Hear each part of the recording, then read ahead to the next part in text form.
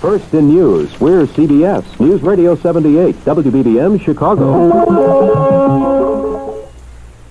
The CBS Radio Mystery Theater presents...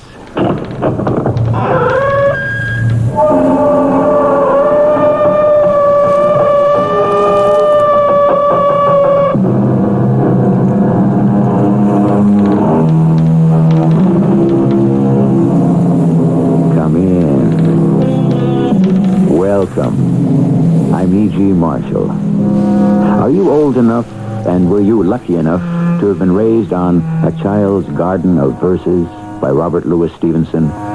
If so, you must remember the one that began, I have a little shadow that goes in and out with me, and what can be the use of him is more than I can see. Well, in the musings of the very young, a shadow may seem a superfluous, if delightful thing, but in the world of parapsychology, the shadow is full of significance, mysterious, and arcane. In the morning on sunny days, there was my shadow walking ahead of me. And in the afternoon, if I looked over my shoulder, there it was, right behind me. But then, this wondrous thing happened. And after that, my shadow was with me on the rainy days, too, and indoors, not only outdoors, in the dark just as much as in the light. Why, it's here, even now. After all that's happened, my shadow is right here.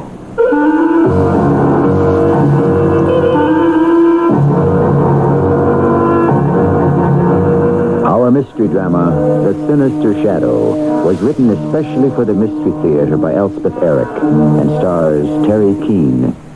It is sponsored in part by Sign-Off, the sinus medicines. I'll be back shortly with Act One. I love the country and I love Hickory Farms. Hi there, it's me, Marty Robbins. Oh, Mr. Marty. Charles Emerson Bentley III here. Nice to see you again. I say, are you celebrating Washington's birthday? Oh, yeah, Chuck. In fact, my wife picked up a bunch of Hickory Farms fantastic beef stick summer sausage. You know, they got a special going on from now to Washington's birthday. It's a real deal. You can buy a whole beef stick summer sausage for only $3.29 a pound. And, of course, she got a bunch of the different cheese. They've got over 126 kinds. And we're going to take all of that over to the 4-H Hall for a good old Washington's birthday square dance. Smashing, Mr. Marty. My wife Bunny and I might just drop by for a few, how do you say, do-si-don'ts or do-si-dos?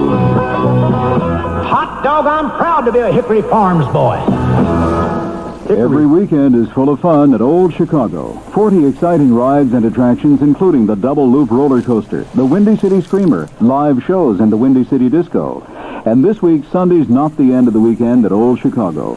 For Lincoln's birthday, Old Chicago is open. That's an extra day of fun for the same low admission price. $5.95 for adults, $4.95 for children. Bring the whole family to the Old Chicago Amusement Park. I-55, Stevenson Expressway, and Route 53. 35 minutes from downtown Chicago.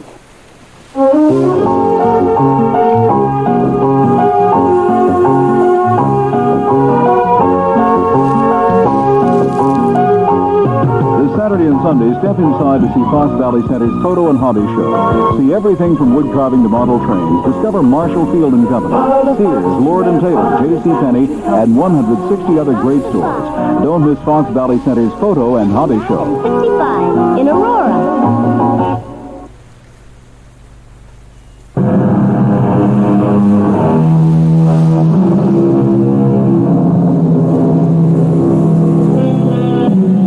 There are 23 separate definitions of the word shadow in Webster's International Dictionary. If you wish, you may read them all. But for our immediate purpose, we have selected definition number 8. A reflected image, as in a mirror or in water.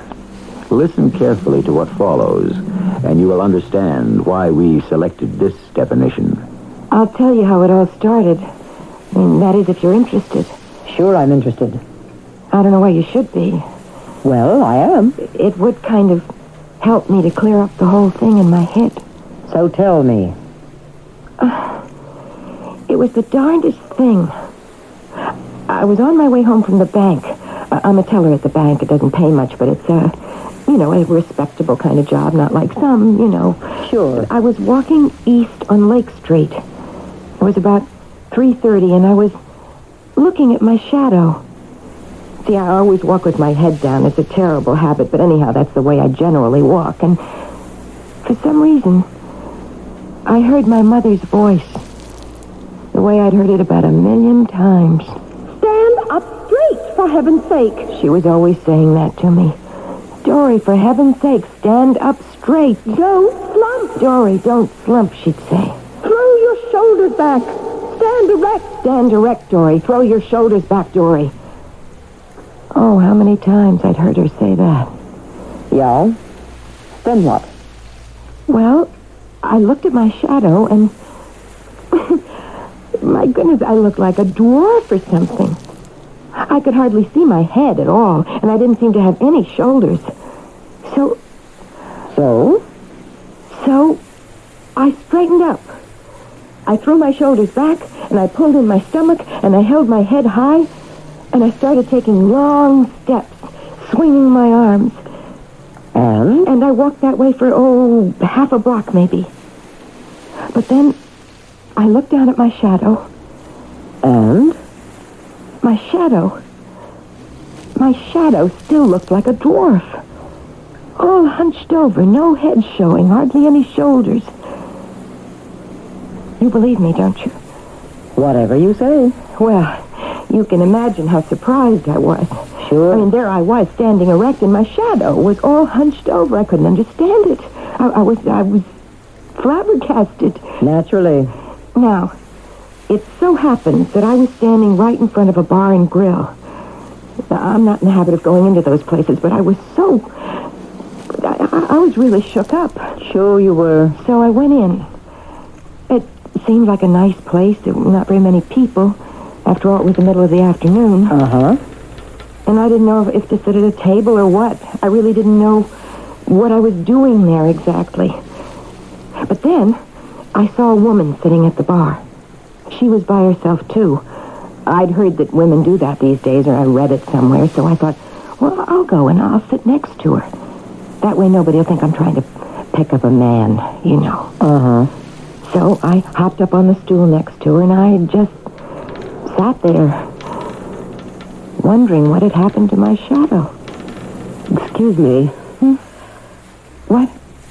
Uh-oh, were you speaking to me? I think the bartender wants to know what you want to drink. What are you drinking? I'm having a glass of white wine. Oh, well, I'll have that. She'll have a glass of white wine. People seem to be drinking that a lot these days. It's fashionable. A glass of white wine sounds very ladylike. Yes, I guess it does. Shows right away you're not a drunken dame. I guess so. On the other hand, you're not a prude. Not above lifting one on occasion. Oh, here's yours. Shall we? What? Lift one. Oh, sure. To the future. Whatever it is. You like it? Oh, what? Like the wine. Oh, yes. I've had wine before. Several times. I never have guessed. Oh, beer, too. No, really. Oh, yes. Look, am I bothering you? You want me to shut up? No. I talk too much sometimes. I can't seem to help it. I just go on, and it drives some people crazy. I can't seem to stop myself. So just tell me. No, it's not that. It's just... You don't have to listen to me. Well, I am listening. The way you keep staring in the mirror. That's just it. What is? What's it? Look in the mirror. Don't you see? See what? You and me, side by side. So? We look alike. We do? Don't you see? You must see. We're doubles. Why, yes. So we are. It was true. We looked exactly alike, and when she really looked at me, she could see it, too. Of course, nobody would notice it right away because, her clothes were very, very, mod. Isn't that what they say? They used to. Well, she had on blue jeans, very tight, very, revealing. Uh-huh. And then this top, kind of a magenta color, cut down to here. And these masses and masses of gold chains. And her hair, it was like light blonde, like mine, but all in tiny little curls. She told me later she'd had a permanent, but it certainly looked wonderful, sort of lighted up her face, you know? Uh-huh. Well, we got very friendly. Yes, we did. We really did. I told her all about what happened with my shadow, and she listened, and every once in a while she nodded her head and acted like she believed every word I was saying. Really. Well, sure. I've always heard that everybody has a double somewhere in the world, but I'd never met mine. Have you met yours? No, I haven't. Well, wait till you do.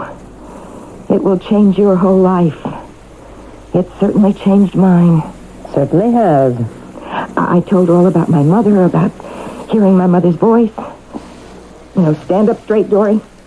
Don't slump, Dory. She understood that, too. It was really amazing. I can imagine.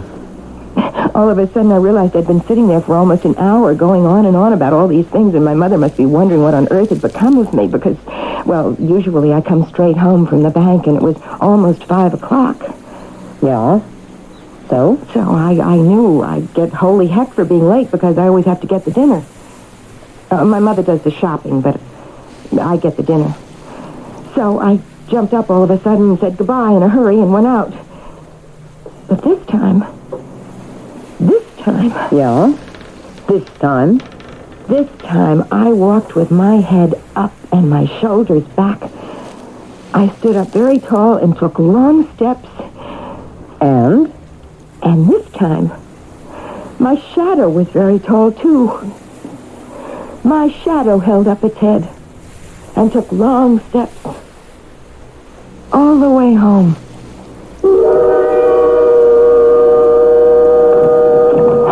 Dory, it's me. Where in the name of heaven have you been? Do you know what time it is? Nearly 5 o'clock. Where were you? I was detained. Detained? They detained you at the bank? Not at the bank. Then where? You never go anyplace that I know of. I just stopped to talk to somebody. Did you forget I have guests coming for dinner? Well, I guess I did. The Swensons are coming, and the Morrisons. Oh, and the Morrison's son, Gordon. I think his name is. Remember him? I don't know if I do. Well, he got married about 10 years ago and moved out of town. But now he's getting a divorce. I thought maybe... look, I put the ham in the oven. I thought I'd better when you didn't show up. How big is it? 12 pounds. Are 18 minutes per pound? At $3.50? No, you start at 150 internal temp. Well, you go take a look at it. Well, in a minute.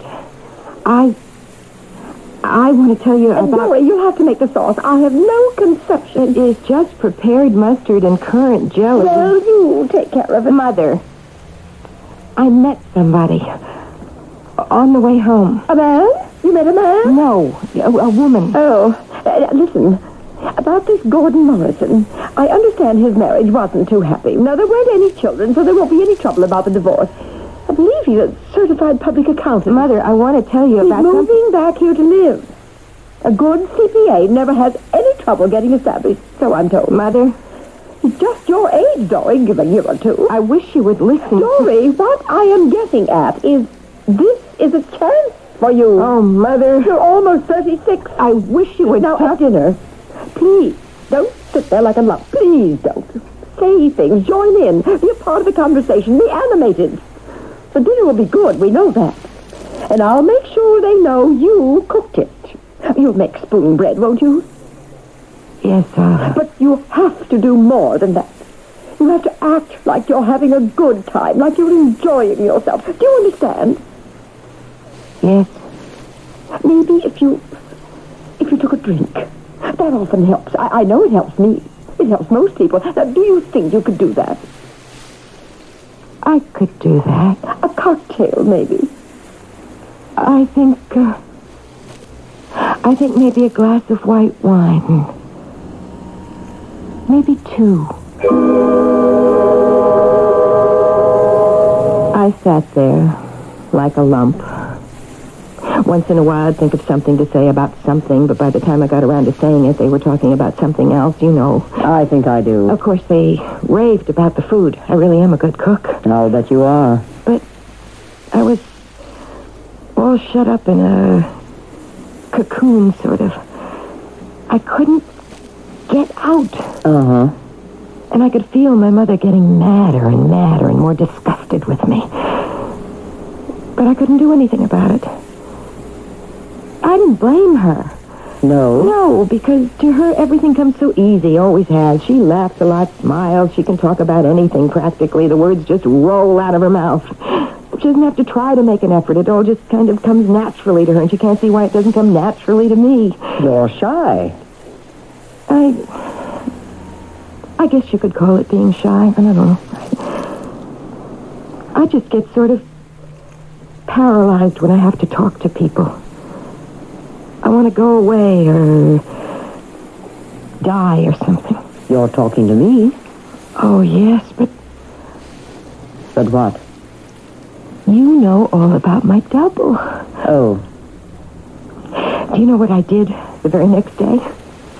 I went out and I had my hair cut short. Oh? And then I had a permanent. You like it, don't you? Sure. It's nice. Now I look exactly like her. I'm going to bring you a comb. You can run it through those pretty blonde curls. Why? Do I look awful? No, you don't look awful at all. But you could stand a little sprucing up. Okay. You'll be going upstairs in a little while. You'll want to look your very best for that. It's important.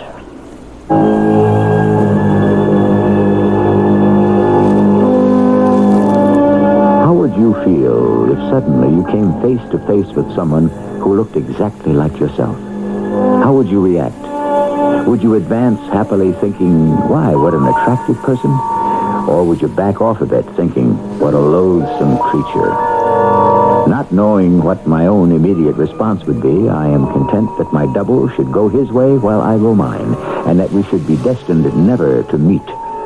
I'll be back with Act 2 shortly. I had it when I woke up this morning. Sinus, my worst ever, until I took Sign-Off. Send for Sign-Off. Sign-Off gives you all the pain relief of aspirin, plus relief from sinus pressure, congestion, even postnasal drip. Send for Sign-Off. And for the fastest-known form of congestion relief, Sign-Off Spray, Sineoff. Sign-Off. The sinus medicines in the bright red box. For occasional use only as directed. At the drugstore, they told me there's a powerful anti-itch drug I can buy without a doctor's prescription. Now I use Bicozine cream as directed. No more burning, embarrassing itching. No more scratching. Bicozine actually speeds healing. Bicozine cream. What a relief. Now you can soften hard, calloused skin without painful cutting or scraping. Apply stainless Dermasoft cream to your feet as directed. Insist on Dermasoft cream. You're invited to Northwest Federal's grand opening celebration. It's another new savings center in Elmhurst, Elk Grove, with free gifts for savers and a Hawaiian vacation sweepstakes. Stop by any Northwest Federal Savings Center, including Elmhurst, Elk Grove, and choose from over 20 terrific gifts. Free or for special low prices with a deposit of $250 or more. Our new Elmhurst Savings Center has the same convenient hours as all our Northwest Federal Savings Centers, 63 hours a week. Come celebrate our Elmhurst grand opening. You could win one of 2 free trips to Hawaii. No transaction is necessary. Void where prohibited. Entrance must be 18 years of age or older. Contest ends March 8, 1979. Register today at any Northwest Federal location, including our including both our new locations at Elmhurst and Elk Grove. It's Northwest Federal Savings Time, 63 hours a week. One more time. It's Northwest Federal Savings Time, 63 hours a week.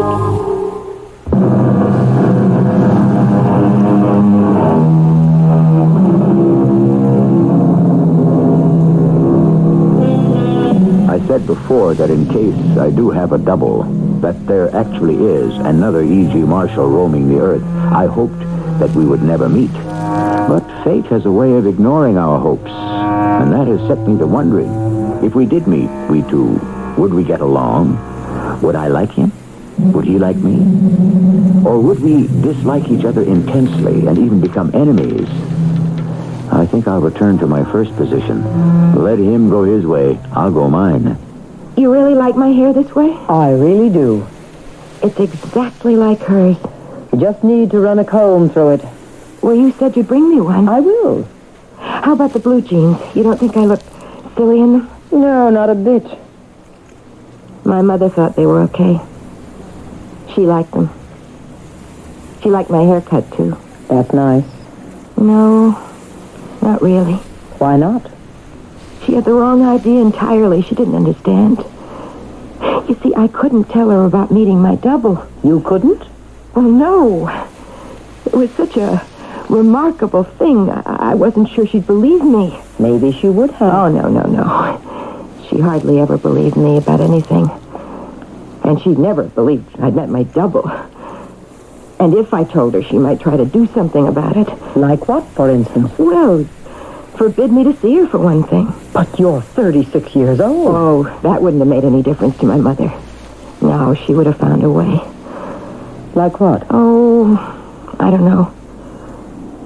It was very important to me to be able to see my double. I saw her every day. You did? In the same bar and grill, sitting on those same two stools, drinking white wine. Oh, it was lovely, you know? Uh-huh. The only thing was, it made me late getting home. And my mother didn't like that. Not one bit. Dory? It's me. Do you realize it's 5 o'clock? It is? Yes, it is. I suppose the bank detained you. I was detained. But not by the bank. No, not by the bank. Well, who then? Who detained you? Dory, are you seeing somebody behind my back? What'd you get for dinner? Chopped meat. Enough for a meatloaf? Dory, are you seeing a man? I need 2 pounds for a meatloaf. Who is he? Somebody at the bank? No. Well, where did you meet him? You never go anyplace. You didn't pick him up on the street, did you? No. Girls do that all the time these days. I am not a girl. You just better bet you're not. Listen, Dory, if he's a nice man, you know how much I want you to meet a nice man. I know. Nothing could make me happier. And with your new haircut and those jeans and that top, there's no reason why you shouldn't meet some nice man. And where are you going? I'm going to make the meatloaf. I want to know who this man is. I want to know where you met him. And I want to know where you see him every afternoon. Why don't you see him in the evening? Is he married? Is that why? Are you seeing a married man on the sly? No. Then why don't you bring him home here so I can meet him? What is he, some kind of crook? No. Then what's wrong with him that your own mother can't meet him? Mother, I am not going to discuss this with you anymore. I'm going to make the meatloaf. I couldn't explain to her. She'd have wanted to meet my double. And that would have spoiled everything. Why? Well, because when you have a double, it's a very strange thing.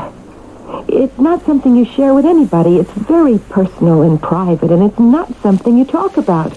Not even to your own mother, especially to your own mother. It's your secret. Your very own secret. Your most precious secret. I don't know how to explain it to you if you don't know. That's all right. But you see, she kept after me and after me every day when I came home from the bar and grill. It got worse. She said she'd have me followed. She'd hire a detective and have me followed. She said she'd report me to the bank manager. She said she'd throw me out of the house. Everything. And every day it got worse and worse till I could hardly stand it. If it hadn't been for my double and seeing her every day, I think I'd have gone crazy. But you see, I could talk to her about it, and she would be very sympathetic, and we'd drink our white wine, and I'd feel better, and I'd go home. But it was always the same thing as soon as I got there. Oh, get in here. What's the matter? I watched you coming down the street. What for? You're a whole different person, you know that? I know. You don't walk all slumped over the way you used to. You hold your head up. You're 36 years old, and all of a sudden you walk like a human being. Now, what I want to know is what is the cause of all this? Or should I say, who's the cause of it all? I know you get out of the bank 3:30 at the latest. You've been getting home later and later, 5:30. Now, Dory, I know perfectly well you are not walking around by yourself or sitting in the library, because I smell liquor on your breath. You spend your time drinking with somebody. Just a little white wine. I never get drunk. You've never seen me come home drunk. 2 little glasses of white wine, and that's all. I never said you got drunk. I said you spent an hour and a half drinking with somebody. Now, I'm sick and tired of asking you who it is you're meeting on the sly. I'm your mother, and I have a right to know. Now, you look me straight in the eye and tell me who it is. Dory? Who is it? Just somebody. I know it's somebody. I want to know what somebody. It's nobody we know because I've asked all over town. Asked people? Well, how else am I going to find out?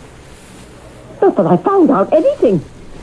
A couple of people said they saw you go into the bar and grill on Lake Street a few times, but they never saw you with anybody. You asked people about me? Well, who do you meet in that bar and grill? Dory, are you going to tell me I have to shake it out of you? Let me go. I'll let you go and you tell me. Now, who is it? My double. It's my double.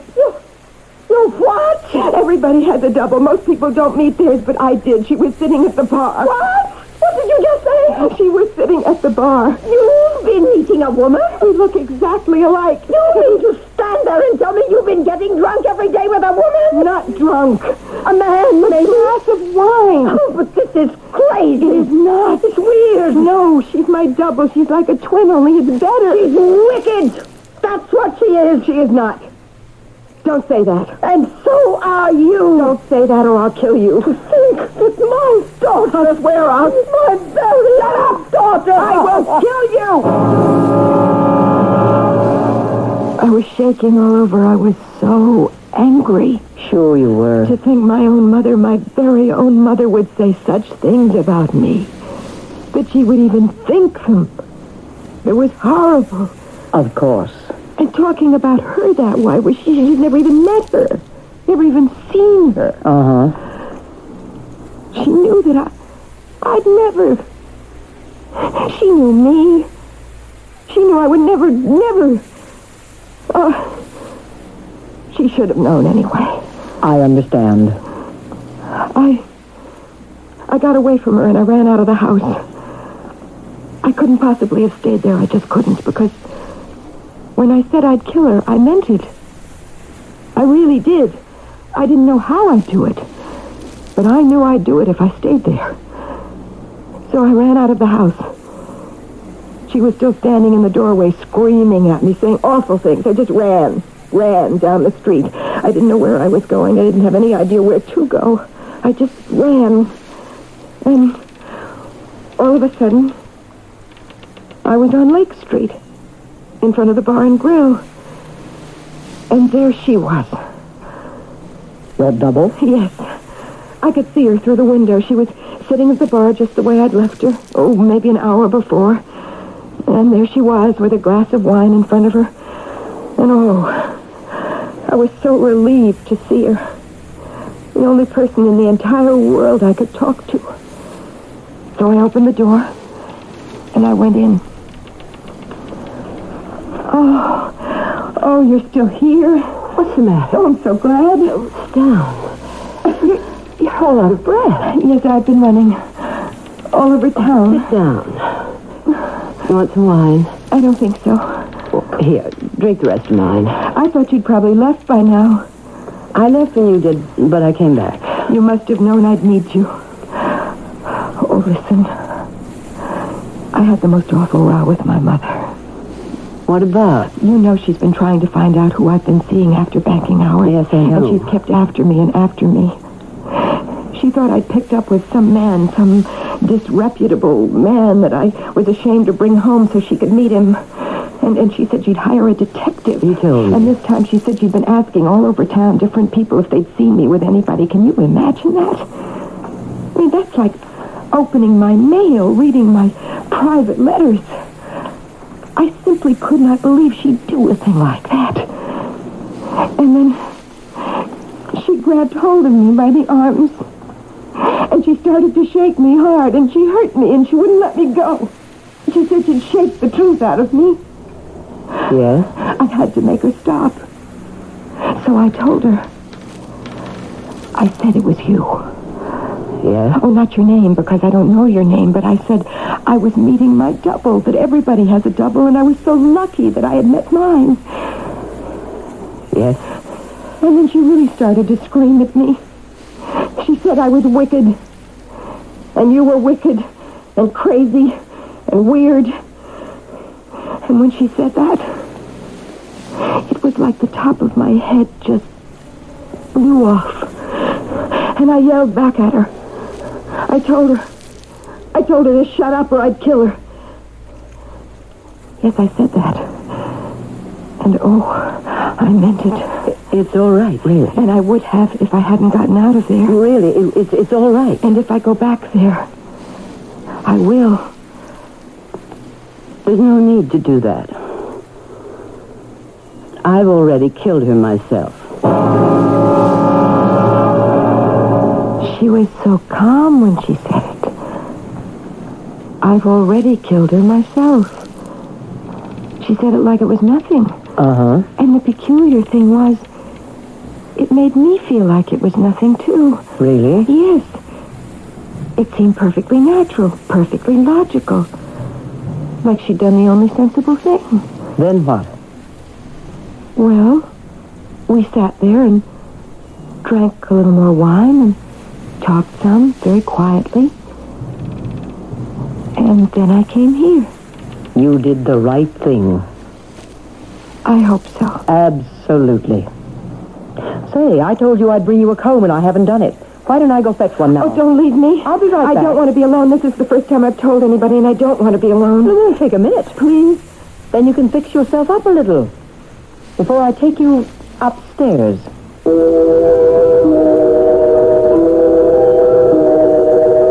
A most efficient double, wouldn't you say? One capable of strong, direct, even violent action. And at the same time, able to bring peace of mind and serenity, and the conviction that everything has been for the best. Now, if I could be sure of having a double like that. Oh, but no. So far, I don't think I want to take the chance. I'll be back shortly with Act 3.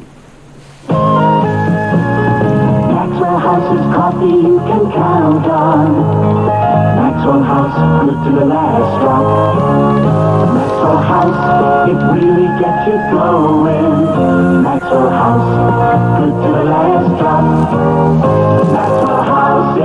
Good morning. Maxwell House is... A good starter. Good to the last drop. Maxwell House. Maxwell House is... A good friend. Maxwell House is... Good company. Good to the last drop. Maxwell House. Maxwell House, coffee you can count on. Always smells good, always tastes good.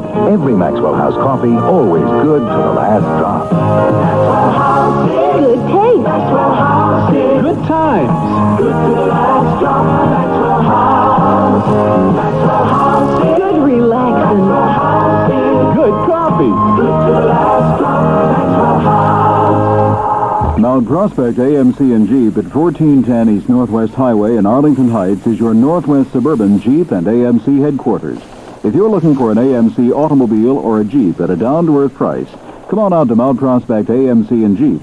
They have in stock and ready to roll a complete line of Jeep CJ5s, CJ7s, Cherokees, and Wagoneers. Or if you're interested in a really great deal on an AMC automobile, how about a 1979 Concorde Deluxe with individual reclining seats, power steering, front disc brakes, electric clock, and many, many other luxury features. All for $45.55. Stock number 1441. Dealer preparation, state and local taxes not included in this price.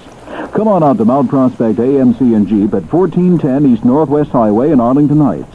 That is Mount Prospect AMC and Jeep in Arlington Heights, your Northwest Suburban Area AMC and Jeep headquarters. This is WBBM Chicago. This has been a tip.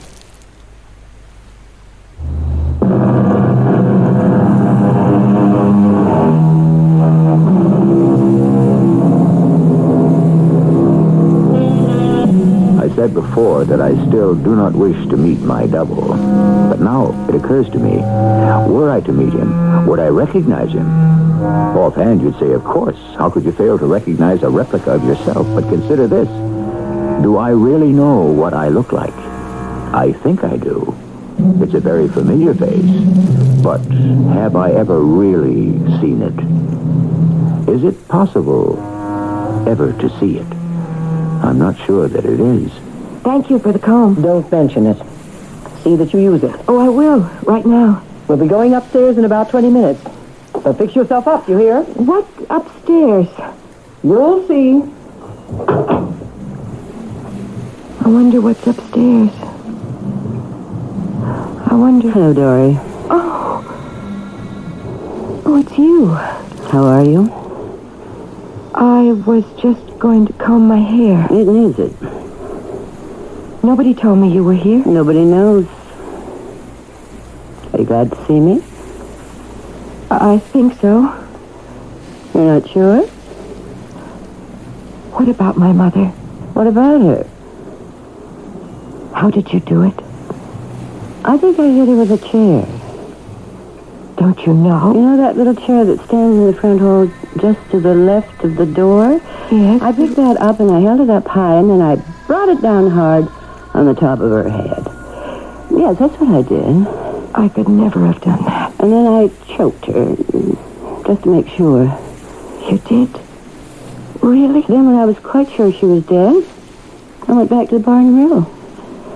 You didn't even seem upset or anything. Why should I have been? It was the only thing to do.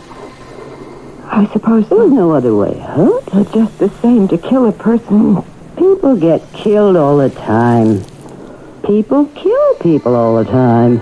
Not people I know. Just the same it happens. Well, I guess so. I know I read about it in the papers, but... So why shouldn't it happen to you? To my mother, if you mean. I didn't do it. Well, of course you didn't. I did. That's right. Do you think I'm a terrible person because I did it?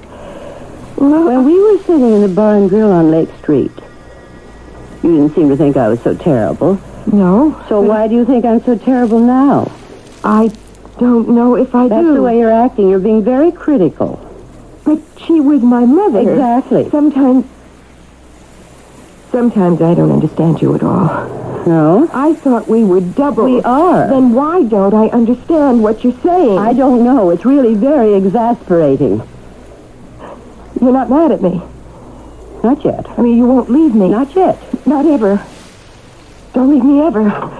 Dory. What? What is it? I brought you some hot water. Now wash your hands and face. Haven't you combed your hair yet? Oh, I was just going to. Look, I'm putting this bowl of hot water down here. Now there's a washcloth and a piece of soap. Use them. I will. Oh, before I forget.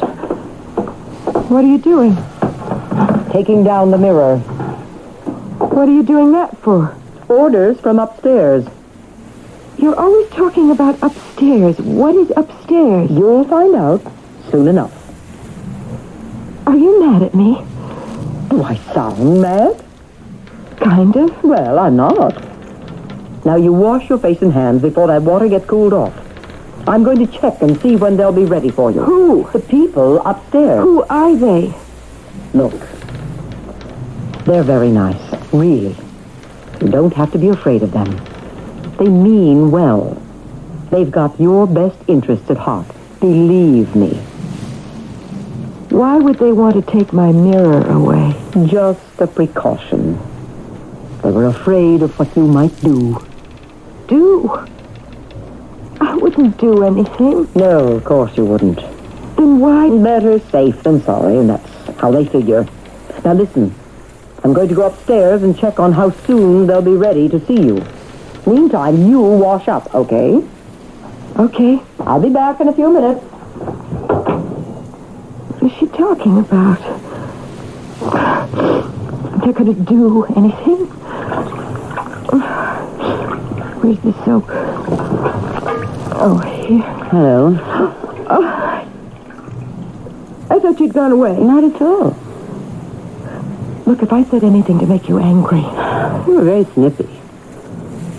I was? About my killing your mother. Well, after all... You're getting very holier than thou all of a sudden.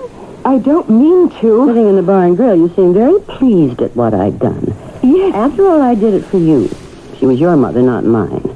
I didn't know her from a hole in the wall. She meant absolutely nothing to me. She did to me. Oh, the way you talked, I'd never have guessed. That was just talk. You wanted to kill her, you told me that so. That was talk. Don't you understand? That was talk. Serious talk? I would have never done it. Never. I wouldn't have. Of course you wouldn't have. That's why I did it for you. I'm going to tell them you did it. You are? You don't mind? What can they do to me? They will catch you. I'll tell them what you look like, and they'll go after you, and they'll catch you. What will you tell them I look like? Well, What do I look like? Come on. Take a close look. Now, tell me, what do I look like? You look just like me. Of course. We're doubles. Okay, now, you ready? Because they're ready for you. What? You haven't even washed your face. No, The water's not even warm. Why did I go to all the trouble to bring you hot water? Well, you're not going to throw it out? Well, what good is it now? You haven't combed your hair either. What have you been doing while I was out of the room? My double was here. I was talking to her. Oh, I see, your double. Well, how did things go with your double? Not very well. Oh, in what way? We had a kind of a quarrel. I see. We're not getting along. Look, it's time we were getting upstairs, so come on. You'll have to go as you are because they do not like to be kept waiting. You said the people upstairs, you said they were nice? They are. Basically, very nice. Now, come on. Turn right here. That's it. What will they do to me? They won't do anything. They'll just talk to you. And the stairs are straight ahead. We have to walk up. And of course, they'll want you to talk to them. Come on, up we go. What will I talk to them about? Oh, almost anything. Anything you've got on your mind. Should I talk to them about my mother? If you feel like it. Should I tell them she's dead? If that's what you feel like telling them. I think I'll tell them that. Okay. And something else I'll tell them. What's that? I'll tell them who did it. It's one more flight up. Okay. You're going to tell them about your double? Yes, definitely. I'm going to tell them she killed my mother. All right. Do you think it's okay to tell them that? I think it's exactly what you should tell them. Of course, if I tell them, I may not ever see her again. Oh? Why not? Well, when you were out of the room and I was talking to her, I got the feeling she didn't want me to tell anybody. Of course, I'd already told you, but you wouldn't tell, would you? Certainly not. She said she did it for me. Uh-huh. And I understand that. But I didn't ask her to. Did I? Look, here we are. This is the room. They're waiting for us. I'm scared. I don't want to go in. Now, there's nothing to be afraid of. But I don't know these people. They're very nice, really. You'll like them. No, I won't, and they won't like me. Yes, they will. They think I killed my mother, and they'll ask me all about it, and it'll be awful. No, I don't want to do it. Dory, stop it. Now, you just stop it. I know. I won't do it. You hit me. You hit me. I want you to listen to what I have to say. Listen to me carefully. Do you understand? Yes. You are going into that room with me, and you are going to tell those people in there exactly what you told me. Start to finish. Got that? I can't. Those people in there are doctors, Dory. They want to help you. They're not policemen? Whatever gave you the idea they were policemen? I just thought... Well, you thought wrong. And there's something else I'm going to tell you. Something I'm not supposed to tell you because I'm just a nurse here. But I'm going to tell you anyway. There are 3 doctors in that room. 2 are men and 1's a woman. And there is some possibility that there'll be another woman in there with them. Your mother. My mother's dead. Your mother is not My dead. double, she killed her. She hit her over the head with a chair, and then she choked her. She did it for me. My mother's dead. Your mother is very much alive, and there isn't a mark on her. Now, are you ready to go in there? Okay. Wait a second. Look at your shadow. All hunched over. Aren't you ashamed? That's it. No, you're standing tall. And your shadow is, too. All right, Dory. Go on in. Nobody is going to hurt you.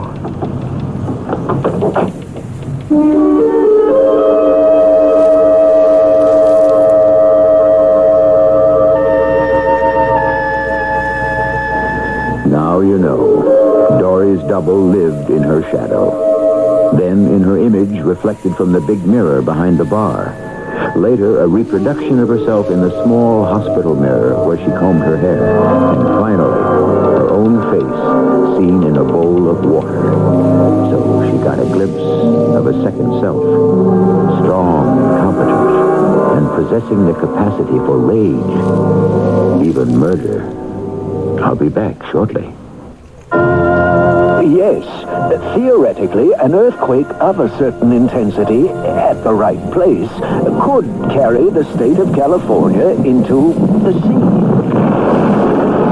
Read Goodbye, California by Alistair MacLean, the story of a fanatical terrorist whose ability to detonate an atomic bomb gives him the ultimate blackmail weapon, earthquake. An earthquake so monstrous it could mean goodbye, California. The authorities are helpless, but one man alone, a super cop driven by a personal motive, races to meet the terrorist head-on, a race that must be won, or else it's goodbye, California. Read Goodbye, California by Alistair MacLean, a story of daring, danger, and the threat of a doomsday that could happen tomorrow. If you enjoy suspense, get set for a thrilling experience, because you are going to live that experience in Goodbye, California by Alistair MacLean, now in paperback from Fawcett.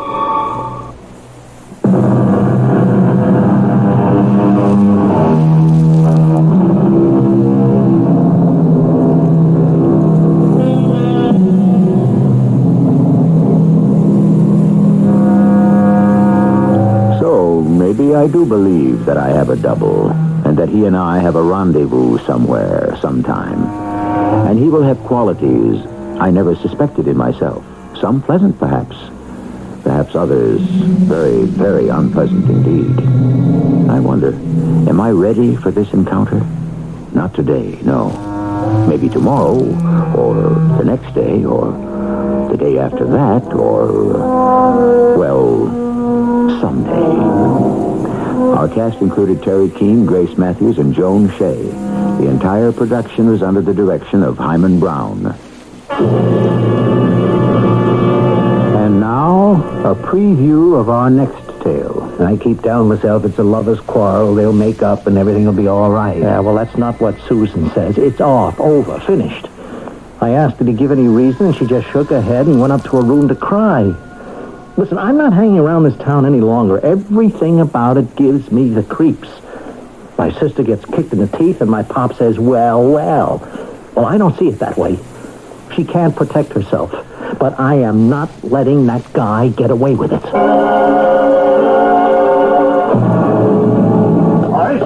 Horace, Mayor Greeley! I'm coming. What? Harry... What are you doing here at 5:30 in the morning, all dolled up in your police chief's outfit? You'd better get yourself dressed, Horace. And hurry. Well, would you mind telling me why? There's been a murder. This is E.G. Marshall inviting you to return to our Mystery Theater for another adventure in the macabre. Until next time, pleasant dreams.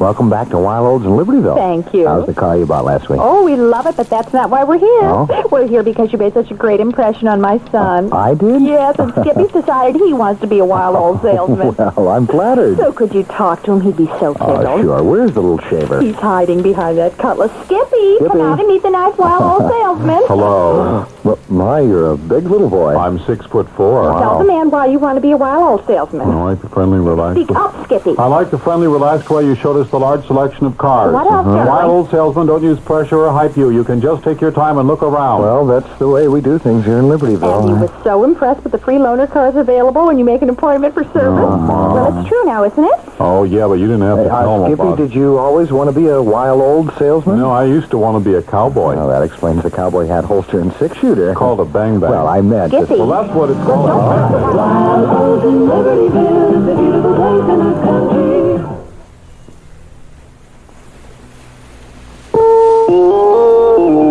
CBS News. President Carter says the new Muslim leaders in Iran have been very helpful in protecting thousands of Americans in that country, but the State Department says there is still concern for their safety. I'm David Jackson reporting on the CBS Radio Network. Anti-American emotions ran high in Tehran Monday as the followers of the religious leader Khomeini assumed power. Scores of U.S. citizens were arrested but then later released.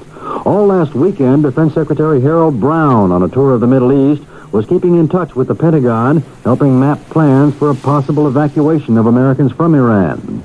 Turkey had been mentioned as a base for such an operation, but Ike Pappas, who's with Brown, now in Jordan, says that no longer appears to have been the case. Sources traveling with Secretary Brown confirm that a small contingent of American Marines, plus several helicopters, have been moved from the United States closer to Iran. But according to these sources, not as close as Turkey. The sources would not say where the Marines and helicopters were sent for fear of complicating further efforts to evacuate Americans from Iran should that become necessary. The sources ruled out Saudi Arabia, Greece, and Israel as places the Marines and helicopters were dispatched to. But they did not rule out that the men and Marines were sent to the Azore Islands in the Atlantic, which would probably act as a staging area for American cargo planes. Nor did they rule out that the American helicopters and Marines were sent to Italy to set up another similar staging area. Ike Pappas, CBS News, I'm on. More news after this. Hello? Marge, it's Fran. Did I wake you up? Oh, no, I always talk like this in the middle of the night. Oh, anything wrong? Nothing, really. It's just one of those nights when I can't fall asleep. I took an aspirin, but it did nothing for me. Why should it? Aspirin's for headaches. What you need is a sleeping aid. On the way to work, pick up some Compose. Headache? Take aspirin. Sleepless night? Take Compose. C-O-M-P-O-Z. Taken as directed before you go to bed, Compose actually helps you fall asleep when you want to fall asleep at bedtime. Marge Walker. Marge? Fran. Thought I'd call you during the day this time so as not to scare you to death. Hi. How's the Compose work? Oh, great. I don't get sleepless nights often, but if I do again, Compose is what I'll take. Headache? Take aspirin. Sleepless night? Take Compose. C-O-M-P-O-Z. Take only as directed. Compose is available at all drug counters. The White House chief inflation fighter, Alfred Kahn, Monday said the dramatic rise in producer prices during January has prompted the administration to intensify price monitoring activities. In a news conference Monday, President Carter said his anti-inflation program appears to be taking hold, But he called the wholesale jump last month a clear message that the battle against inflation must be continued.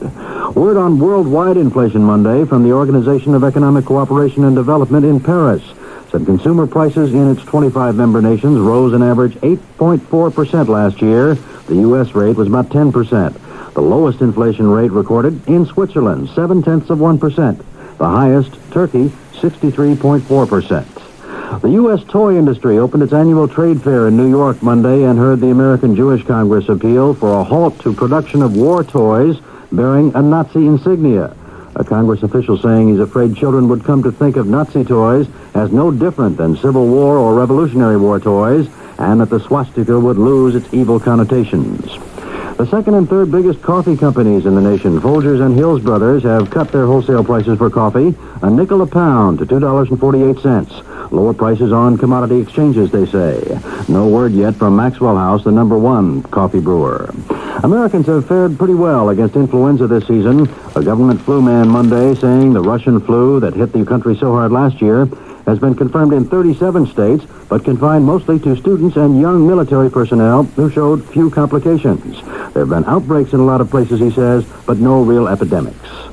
We'll have more news after this. The Wall Street Journal stands alone. No daily publication matches the complete wall-to-wall business coverage it offers. That's why people at the top read the Journal every day. In recent issues, the Journal took a close-up look at the launching of a new product, a highly detailed insight into how new products are conceived, developed, tested, and sold. The Journal also carried valuable tips on saving, what you should know about money market deposits, interest-bearing checking, and short-term government securities. Other Journal articles covered a new law that helps married couples avoid needless estate taxes, and how currency fluctuations are putting many corporate treasurers through the ringer. Keep on top of the business action every day. Subscribe to the Wall Street Journal. Right now, you can get 20 weeks of the Journal, that's 100 copies, for only $22. A real money-saving offer. So call this toll-free number now. 800-228-2222. That's 800-228-2222. You'll be billed later. China's leaders have apparently had enough of recent disobedience by young people who've been protesting the government's policy of assigning them jobs far from home. Tuesday's People's Daily carried a warning that those who turn to violent protest will be punished. It's wrong, it says, for a few people to take advantage of democracy and instigate disturbances. I'm David Jackson, CBS News. First in news, we're CBS News Radio 78, WBBM, Chicago. Good evening, everyone. It's 11:32 now. This is Alan Bickley on WBBM News Radio 78 in Chicago.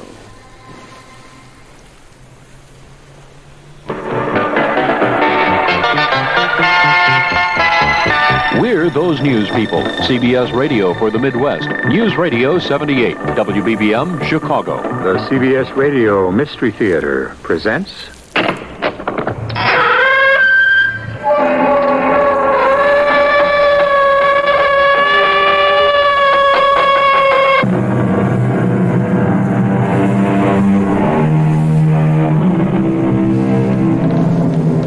Come in. Welcome. I'm E.G. Marshall. When Marie Antoinette was told that the people had no bread, she replied, "Let 'em eat cake." She only meant it as a jest, and she could never understand why A, nobody laughed, and B, she would have to pay for it with her head. It all goes to prove that the public will tolerate any abuse from its rulers except a half-baked joke. Which is why the story you're about to hear concerns a very serious person. How did you get in here? You don't remember me, Your Excellency? Halder. You're John Halder. Yes. But you're dead. You were shot this morning. How did you escape? I didn't escape. I was shot. You didn't die. I died. All the bullets hit me. What do you want?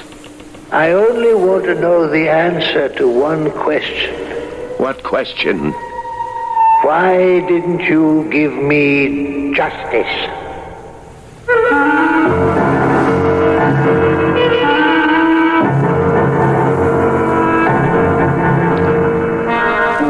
mystery drama Blue Justice was written especially for the Mystery Theater by Sam Dan and stars Leon Janney. It is sponsored in part by True Value Hardware Stores and Buick Motor Division. I'll be back shortly with Act One. Here we are talking with one of the thousands and thousands of people who bought a Buick this year. This is a Skylark, right? That's right. Pretty, huh? Indeed it is. You want to sit in it? I'll let you for $1.25. You charge to let people sit in your Skylark? Oh, this is a very nice car. Look, I figure when word gets out, people will be lined up for blocks. Hey, you want to honk the horn? Give me a dime. Listen, sir, Buick dealers let people do this for free. They do? Yeah. Well, I think they're missing a good bet. Buick, dedicated to the free spirit in just about everyone. Cotton candy here. Step right up and get your cotton candy. Ooh, may I have some? Me too. Can I share? Mommy, it's all over my nose. May I offer you wet ones? Me too. Help yourselves, kids. There's plenty of them. That's why I brought Wet One's new Porta-Pack to the fair. It's right in my purse. The moist towelettes pop up fast when I need them. Nothing to unfold or unwrap. Ooh, look, candy apples. Hey, come back here with my Wet Ones. Wet One's new Porta-Pack, the 30-sheet flat pack that fits in purse or pocket. This summer, a visit to your True Value hardware store could help you make exercise entertaining and turn ordinary errands into adventures. True Value hardware stores suggest you see their selection of West Point bicycles. You'll find flashy high risers for kids, 3- and 5-speed touring bikes for adults, precision 10-speed racing bikes, and even a West Point bike for people who can't ride bicycles yet. A beginner's bike with 2 special features, removable training wheels and a center bar that detaches so that both boys and girls can ride it. You will discover that your West Point bike is more than just an inexpensive 2-wheel substitute for an automobile. For kids, it's basic transportation. For adults, a chance to get exercise that's disguised as a pleasant ride around the block, and a chance for the whole family to enjoy the outdoors together. West Point bicycles are potential adventures. See the complete selection at the participating True Value hardware store near your home.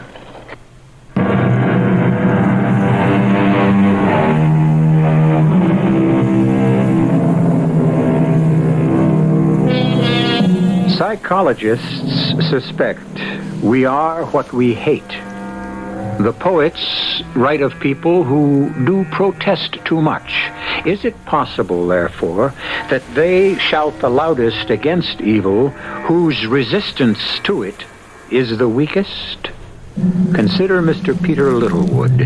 He is Assistant Minister of Justice in a country whose language would be utterly incomprehensible to most of us. So, we have translated everything into English, or rather, American. When we said that Peter was Assistant Minister of Justice, we also stated his problem.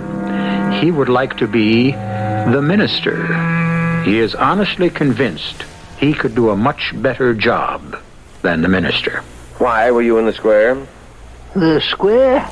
I don't remember. Yesterday, you said you had gone there to buy ribbon for your wife. I don't remember. Please, I'm so tired. Isn't it true you went to the square to join the demonstration? No. I went because my wife wanted me to buy her some ribbon. I bought her the ribbon. What was the name of the shop? Oh, please, I'm so tired. The guards won't let me sleep. What do you mean the guards won't let you sleep? They keep shining lights in my eyes, and they keep hitting me. Abusing a prisoner is against the Constitution. You're lying. It's true. Please, believe me. You have the right to lodge a complaint. Here, take this complaint form. No. Why not? The guards, they find out and they kill you. No, I won't sign that. Professor John Halder. Professor. You're a college professor. An intellectual. You know the law. You must report any official who is delinquent in his duty. The truth then must be you are not being abused by the guards. Well, I just said Therefore, you are lying. It's the truth. Then sign the complaint. And so, we established the fact that you are a liar. No. You're lying about going to the ribbon shop. No, it's true. Where is the ribbon? The ribbon? You claim you bought some ribbon. Where is it? Yes, well, I must have lost it. Who are your accomplices? I don't have any accomplices. I never said or did anything against the government. You never told your students that there should be more than one political party? No, I only And that all parties should be free to criticize the government? I only explained that was how it was in other countries. Why were you in the square the day of the demonstration? I told you to buy my wife some ribbon. What color ribbon? Blue. I remember. How much ribbon? How much? She said, John, stop at that little shop and pick up 2 yards of blue ribbon. She told you to pick up the ribbon? Yes. Wait. You could ask her. Why didn't I think of that before? Oh, it's so simple. Just ask her. We have asked her. Well, then that should... Bring in Magda Halder. Magda. Oh, Magda. Tell them why I was in the square that day. Mrs. Halder, did you ask your husband to buy you some ribbon? Magda? Did you ask him to buy some ribbon? No. Magda, you did? No. You remember, Magda? Tell them my life depends on it. Tell them you asked me to buy the ribbon. 2 yards of blue ribbon. Did you, Mrs. Halder? No. Magda, what did you do to her? Take her away. She's making a mistake. Believe me, it was ribbon. Blue ribbon. I'm innocent. Innocent. And to hear them tell it, they're all innocent. You'd think there were no guilty people in the whole world. Innocent. You have to get up early in the morning if you want to fool Peter Littlewood. And now for the toughest job of all. Going up against that fat slob, the minister. Well, it can't last forever. Come in, Peter. Sit down. Quite a night's work you've done here. Yes, Your Excellency. In private, you needn't call me Your Excellency. I would prefer Carl or Citizen Miller. I'm also Dr. Miller, a Ph.D. in mathematics of all things. I prefer Your Excellency. In spite of the fact that it annoys me. The office you hold demands the title of respect. I have certain standards of conduct, and if a man relaxes... Let it go. Yes, Your Excellency. I've looked through these cases. Quite a batch. 40. I'm hoping for your immediate approval so that sentencings might be carried out at once. I see all of them are guilty. Yes, Your Excellency. You mean in this entire lot, not one of them was innocent? If there were, I would have recommended immediate acquittal. You should make it your business to find a few innocent people here and there. It's good politics. I don't deal in politics. I'm guided strictly by the evidence. An effective minister of justice is not guided by the evidence. He guides the evidence. Thus, it can lead him in any direction he chooses. Dismiss the charges against 10% of this lot. They are all guilty of trying to overthrow the government. 4 out of 40 will not overturn the existing order of things. Besides, it's an investment. An investment in what? In getting a good night's sleep. I have no trouble sleeping. You will. You will one day, unless you make provision. I'm afraid, Your Excellency, I don't understand. Free 4 of these people. But they are all guilty. Yeah. For instance, this one. This pathetic little college professor. This John Halder. Yes. He just happened to be there. Says he was going to his shop to buy his wife some ribbon. She had asked him to. She denies telling him that? Yes, well... It says here, John Halder, 71. His wife, Magda, 29. Definitely December and May. Would you agree? Your Excellency, I don't see what all this this When a woman testifies against her husband and she is half his age, one might profitably pursue certain personal ramifications. Is she pretty? She's pretty, I guess. How do we know she isn't using this as an opportunity to rid herself of an elderly husband? Have we checked to see if there's a friend? The woman testified under oath. She has no criminal record. She has never been in any sort of trouble. I am satisfied the woman is telling the truth. I used my best judgment. Do I have your permission to carry out the sentences? Very well. But remember what I told you about getting a good night's sleep. The trouble with this government is that it's still being run by the Millers. These are people who like to spend a whole day thinking. What's there to think about? It's right or wrong, yes or no, hot or cold, isn't it? What this country needs is more men of action. Men like me. Men who don't get all twisted up in their own thoughts. Men who go by the book. I go by the book. It should all be so simple. Why do people always insist on confusing the issues? How was your day, Alma? As usual. Yours? Nothing out of the ordinary. Are there any plans for this evening? No, I've brought home some work. And so have I. Oh, I hear you're going to receive a medal. Yes. I have increased production at the factory by 10%. Yeah, that's very good. It's my job. Peter, the trial of those demonstrators. Yes. It's all over, isn't it? Yes. They were executed, all of them? Yes. Well, then, why do you have to keep working so late? Because the enemies of the people never sleep. Alma, an ideal wife for a man in my position. She has her own career. She's an engineer and efficiency expert. She makes no demands of me. And we have a very happy marriage. Now, let me see. I have here the dossiers on... Why am I so sleepy? Well, I didn't get any sleep last night, so maybe who can that be? Come in. Come in. Good evening, Mr. Assistant Minister.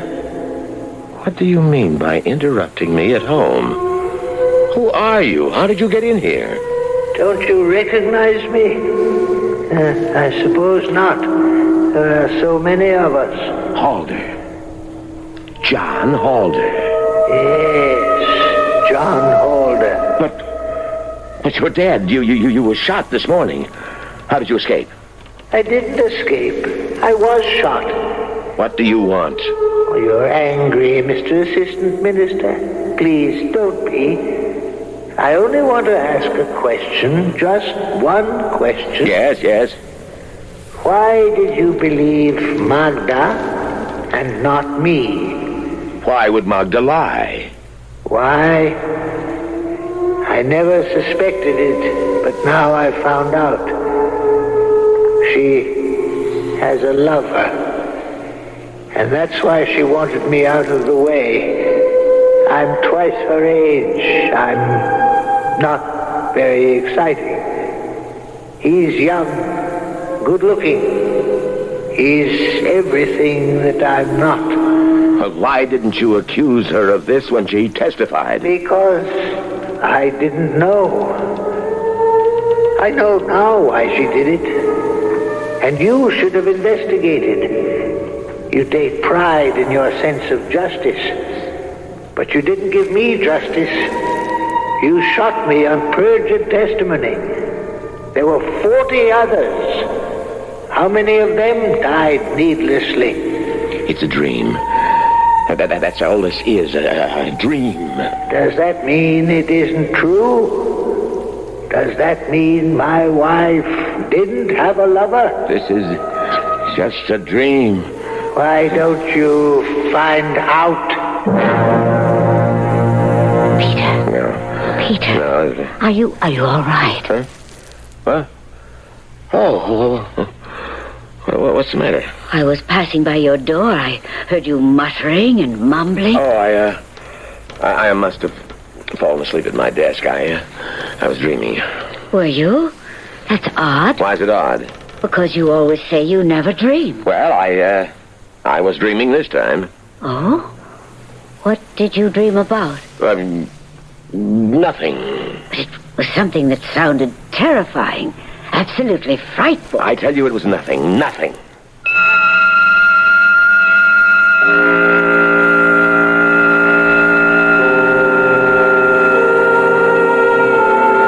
It was nothing. One thing every listener should know by now is when a character in one of our stories says it was nothing, it's a code expression for it was everything. Where are we headed? We are headed toward Act 2, and we've got a special surprise all lined up. If you've got a question about lemons, the makers of Minute Maid have the answer. If I wanted the taste of fresh lemons and didn't want to bother squeezing them, what could I use instead? Try the first fresh-tasting pure lemon juice in a bottle. New Minute Maid 100% pure lemon juice. I love lemon juice, but the taste of bottled lemon juice doesn't make it in my house.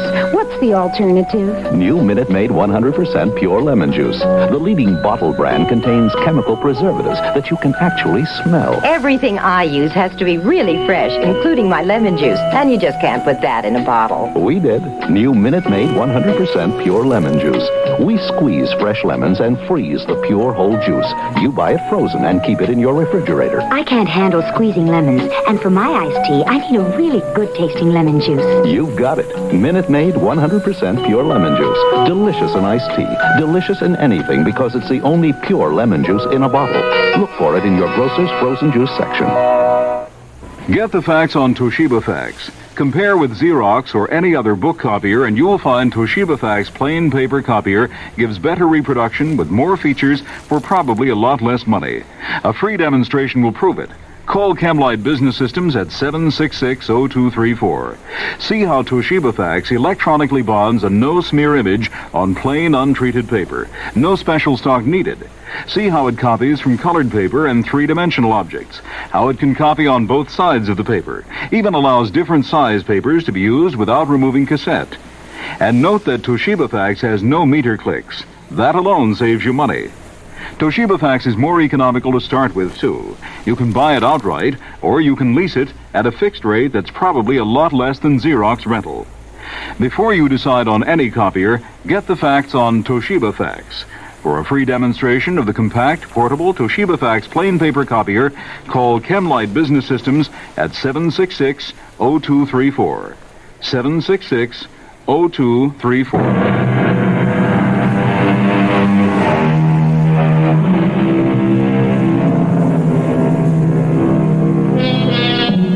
In Peter Littlewood, we have a man who claimed he never dreamed. And why shouldn't we believe him? But now, by his own admission, he has had a dream. A very odd and disturbing dream. A dream in which a dead man has given him a certain piece of information. Information which has to be checked out, because it could have a profound influence on the rest of his life. Was I really dreaming? And if I was, what was the meaning of that dream? Evidently something is disturbing my mind. It was Miller who planted the idea in my mind that John Halder's wife testified against him because she had a lover. And so I dreamed that Halder appeared to me to verify it. I'm going to face Miller with this. Bring it out in the open. What is it this time, Peter? You accused me of being derelict in my duty. Did I? When? Where? How? When? The other day. Where? Here in this office. How? By not investigating any alleged motive Mrs. Magda Halder may have had for testifying against her husband. Mrs. Magda Halder? Oh, yes, I remember now. That May and December marriage. You suggested she use the opportunity of the demonstration to get rid of him. The fact is, she did testify against him. What other reason could she have? This, Your Excellency, is where we disagree. There is a fundamental difference between us. I believe in my work, while you... Yes? While I what? Tell me. You are a cynical man. I plead guilty. I believe in the people's government. I believe that the overwhelming majority of the citizens of this country also believe in the government. And that's why I disagree with you on Magda Halder. It only required one word, and he would have been alive and free. She condemned him to death. I say she had a reason. And I agree. And the reason was she loves her country more than anything else in the world. Nonsense. Nonsense, perhaps, to you. You don't understand love of country. Is that a fact? I'm speaking freely. You're too wise, the intellectual. In your heart, you despise simple people. I saw that woman's face. I saw the agony. She knew she was sending him to his death, and yet she understood the love of country, the obedience to duty that stands above any personal consideration. She had no choice. You believe this nonsense? Your Excellency, Yes, you do. Well, we disagree. You insist she was doing her patriotic duty, and I claim she was only combining duty with pleasure. I respect your point of view, although I deplore it. And I respect yours. And of course, neither of us will ever be able to prove he was right. Oh, that's not true. The truth is easily established. How? How? I'm surprised at you, Peter. A resourceful investigator like yourself. You could easily discover the truth. Or are you afraid?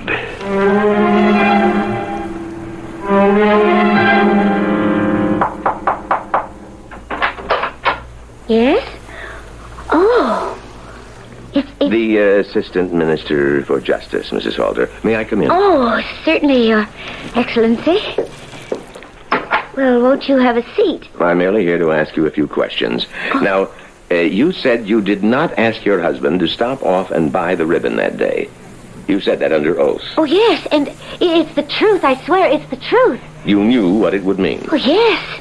You had no other motive. No. What other motive could there be? I worshipped John Halder. I was his student. I fell in love with him. Oh, he was the most wonderful human being in the world.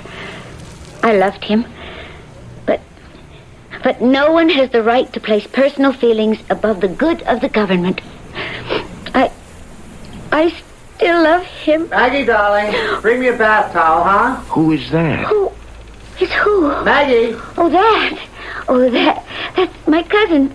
His apartment, the apartment house burned down and he needed a place to stay. Hey, Maggie, darling. Your cousin? My second cousin.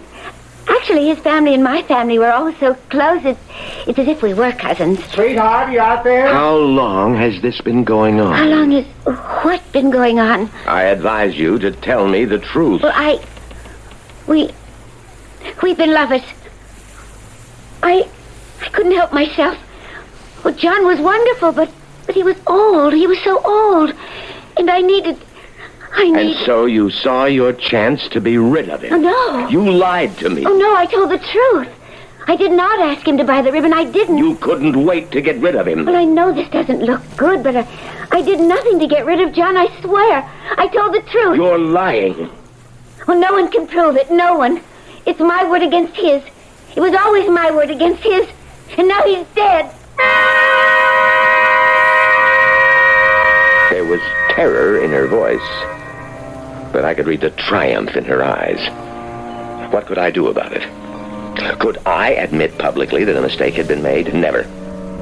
The government cannot make mistakes. I could bring charges against her and make her pay dearly. But this would be even more harmful. It would be an admission of incompetence on my part. But that's not the worst of it.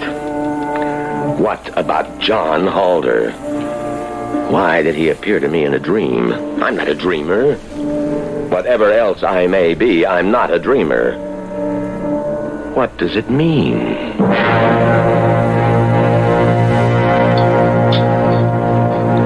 What time shall we arrive there tonight? Oh, arrive where, Alma? At your minister's reception. Oh, I'd forgotten. I don't think I can go.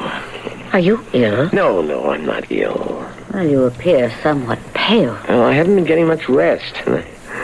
I promised myself to get to bed early tonight. As a matter of fact, right after dinner. Won't His Excellency be put out if you're not there? Couldn't you go without me? Do I have to go? I think it would be good if someone were there to represent me. Very well. No, I know you really don't want to go, but I am very tired. What do you want me to wear? You're black. Miller is very fond of women in black. Is he?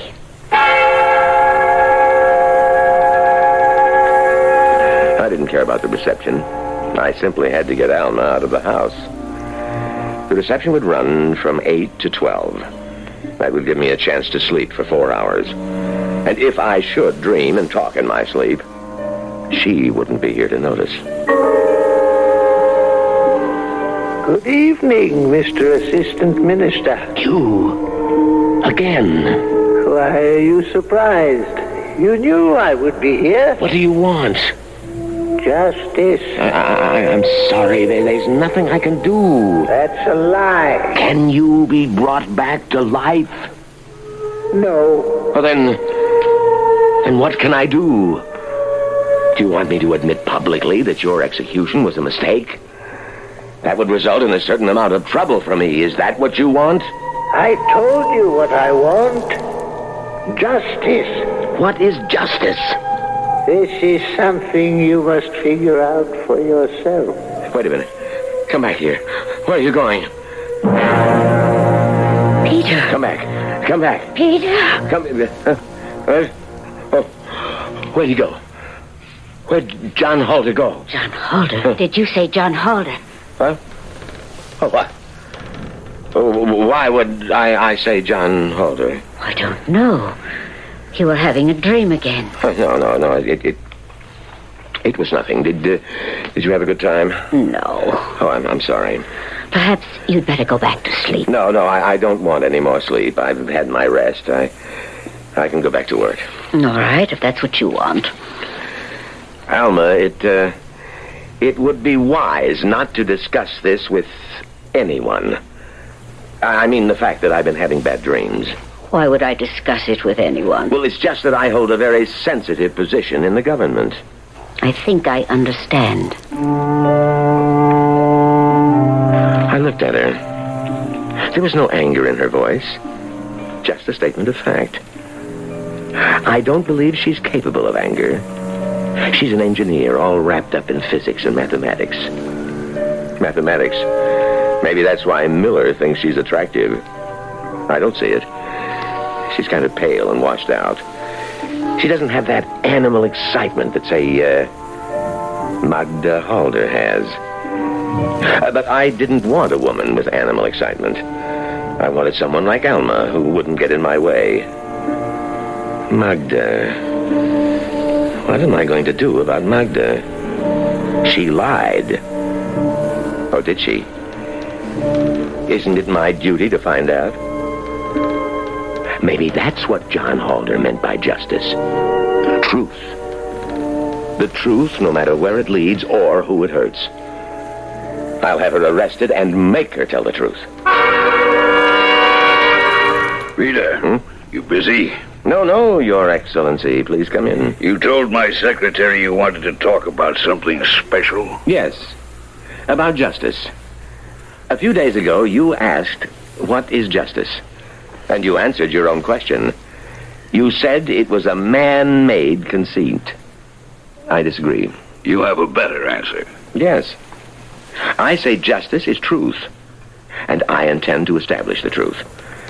We have a disagreement about the motives of Mrs. Magda Halder. I want the case reopened. I want her arrested. I'm sorry it can't be done. Do you mean you won't permit it? Magda Halder is dead. He killed her. He came back and killed her. What are you saying? Oh, nothing at all. You can read about it in this morning's paper. It seems your friend Magda Halder was drowned last night.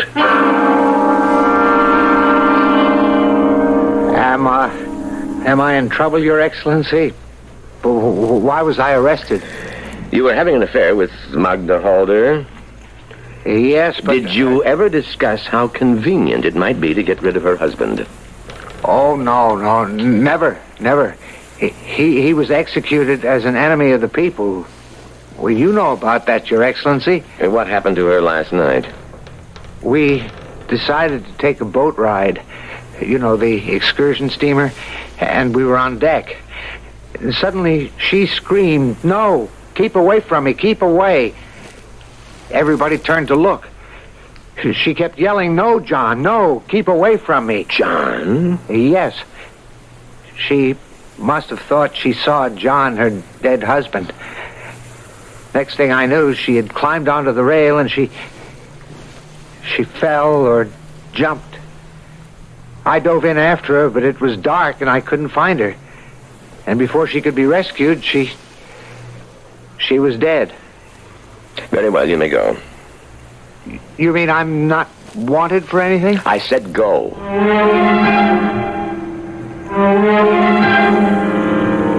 Mr. Assistant Minister. What do you want? I told you. Justice. Your wife is dead. You literally scared her to death. Hasn't justice been done? No. What more do you want? Tell me, I see you in these dreams. I'm tired, tense, and nervous. And I let you talk me into all kinds of nonsense. It isn't nonsense. Your wife testified she didn't ask you to buy the ribbon. And now she's dead. But there's someone else we can ask. I'll lay this to rest once and for all.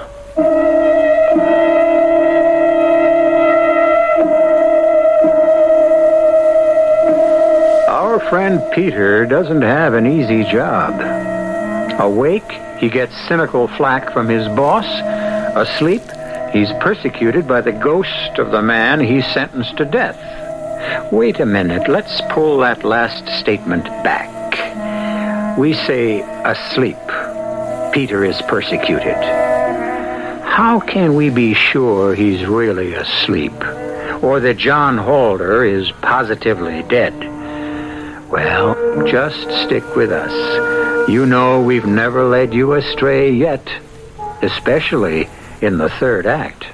Thomas Paine, haven't you finished writing Common Sense yet? No, ma'am. I just reached the part where I say everyone should have a Fetters air conditioner. Think cool, America. Fetters announces 4 bicentennial specials. 4 rotary-powered room air conditioners from 10,000 to 21,000 BTUs. No waiting for a factory rebate. Get big savings now at participating dealers. Up to $60 less than comparable capacity Fetters models. Plus, a free $9.95 value bicentennial almanac. Hurry, get your Fetters bicentennial special today. You know, I just thought of something. Yeah, what's that? Well, over 400,000 people have already bought 1976 Buicks. Yeah. That's a lot of people. Yeah. Well, if you got all those people together, they probably disagree on nearly everything. Religion, politics, sports. I mean, people disagree on all that stuff, right? Mm-hmm. And yet all those people, over 400,000 of them, agree on Buicks. I think that's really socially significant, don't you? No. Buick, dedicated to the free spirit in just about everyone. Did you know that the proper care and cleaning of your draperies is only a phone call away? Hi, this is Carmelita Pope with news about Magicist Drapery Cleaning. Magicist has a dry cleaning plant devoted exclusively to the cleaning of draperies. Because Magicist has the right combination of experience and equipment, your draperies receive the utmost care and attention. Simply call Magicist for pickup. Magicist uniform bonded workmen will take down your draperies and rehang them for you upon delivery. All you have to do is call. If you prefer, bring your draperies into any Magicist location to take advantage of the 20% discount for cash and carry. Master Charge and Bank Americard are welcome. Don't delay. Call Magicist for complete professional drapery service. See the white pages. Chicago phones 378-8600. Remember, Magicist sells rugs, too. Come clean with Magicist and get your whole house Magicist clean. Ask about Wisconsin Dells tickets free with the Magicist order. This is WBBM Chicago.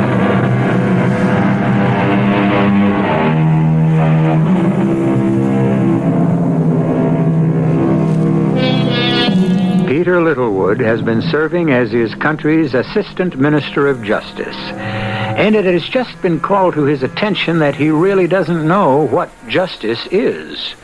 which you must admit is an embarrassing situation. And since so much life and death is involved, Peter is determined to find out about one particular death, regardless of how much it costs. Yes, sir. May I help you? Oh, Your Excellency. You know who I am? Yes, sir. Everyone knows you. You're the assistant to the Minister for Justice. I have a question to ask you. On the day of the demonstration... The demonstration? Oh, sir, I wouldn't know anything. You remember that day? Yes, sir. When we saw it begin, we were the ones who telephoned the police. You could look that up. It must be on their records. The first call came from a lady's ribbon and lace shop. Do you know a Mr. John Halder? Halder? A professor at the university. I don't think so. This is his picture. Yes, sir. Now, on this particular day, do you remember seeing him in your shop? No, sir. If he's a subversive person... Stop that. I want the truth. Don't try to anticipate me. Now, did he buy anything in your shop? That was a very upsetting day. There were so many people in here. Answer. I'm trying. I'll show you my sales receipts. The place was jammed. People were coming in and out. It was one of the busiest days of the year. Then you'd have no way of knowing? And to make things worse, once the police arrived, people became frightened, and they started jamming into all the stores. You know how the police swing their clubs and arrest everyone in sight. They have to do it. I'm not complaining. You didn't see this man? No, sir, I did not.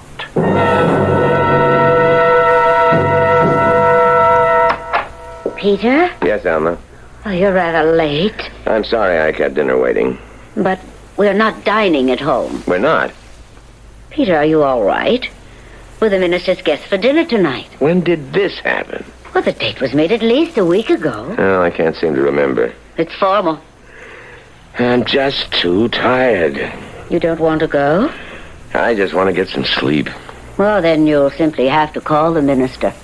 Would you do it for me, Alma? I can hardly keep my eyes open. If you want to go, well, you can. Oh, I find your minister a bore. And why would I want to go alone? Besides, I have work to do. Hello? Dr. Miller? Oh, it's you, my dearest. I'm afraid Peter and I must disappoint you this evening. Peter's not well. A pity. Really a pity. We'll just have to make it tete-a-tete, won't we? Shall I send the car for you, darling? Just a moment, Your Excellency. Peter, the minister insists I come alone. He's invited some people to discuss plant security with me. I hate to impose, Alma, but it might be better. Your Excellency? Yes, my darling. I'll wait for your car. The champagne is cooling. Hurry. Goodbye, Your Excellency. I am sorry you're in for a boring night, Alma. I'll manage to get through it somehow. If Halder dares to show up now, I can face him. I have the evidence. He's a subversive. He said he was in that shop and bought the ribbon. If that were true, he could have proven it. But his wife denies sending him there. The shop owner can't remember seeing him there. He can't prove he was there. But I can prove it. You? Yes, John Halder. What do you want from me? Justice. You said you could prove you were in the ribbon shop. How can you prove... Look in this bag. This small brown bag. Look at what's inside. The ribbon. Yes, the ribbon. The blue ribbon Magda asked me to buy for her. And here, the sales slip. When you were being interrogated, you were asked where the ribbon was. You said you lost it. That's true. But how did you lose it, and how did you find it? I walked out of the shop, and the police descended upon the square, grabbing at everyone. I dropped the bag. It fell against the building. I remember that after I was executed. And so I went back there later, and it was still there.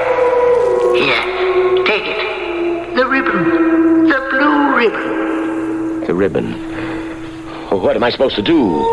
Take it. Use it as a symbol for justice. Justice?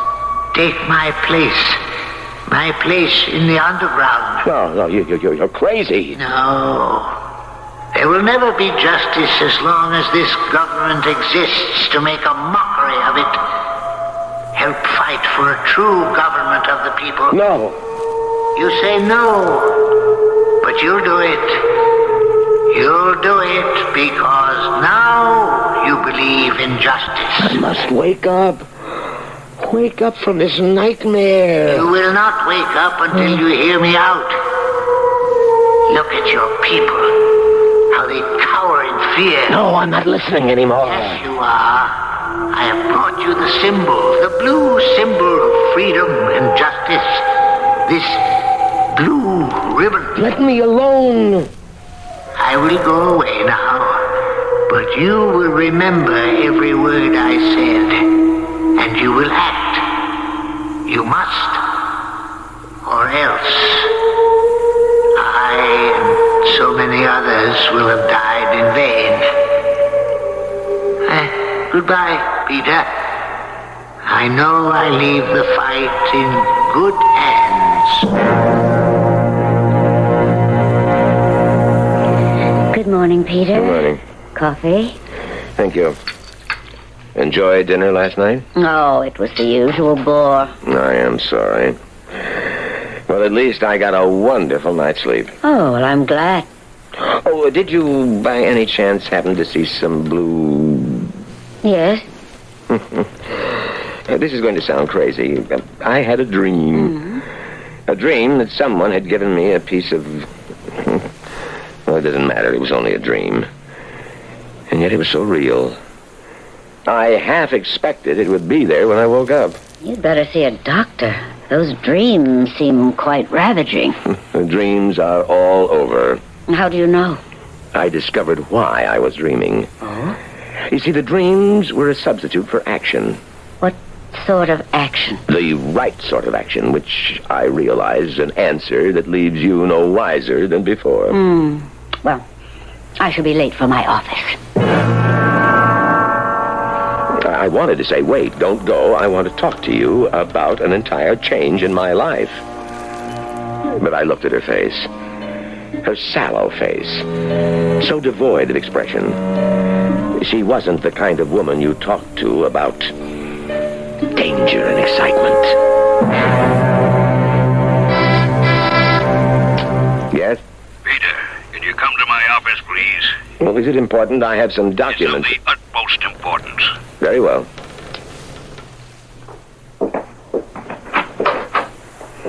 What is it, Your Excellency? Say, what are all these people doing here? This should be familiar to you. You've attended so many in the past. It's an administrative trial. A trial? Who's being tried? You are. I am. Sergeant, place the handcuffs on him. No, wait. Be seated. I demand to know what this is all... You will have your chance to be heard. You are charged with the murder of Professor John Halder. Murder? What? I sentenced him to death, and you approved the sentence. I was not in possession of all of the facts. You had withheld evidence. What evidence? Evidence that would have proved John Halder's innocence. That you murdered him. That isn't true.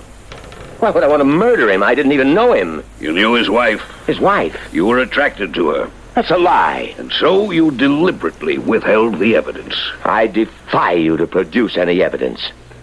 Do you recognize this? It's the bag. Yes. The bag which contains the purchase Professor John Halder made at the ribbon shop. 2 yards of blue ribbon which could have proved his innocence. Where? How did you get that bag? How do you think? Your wife brought it to me. My wife? Alma, you're here?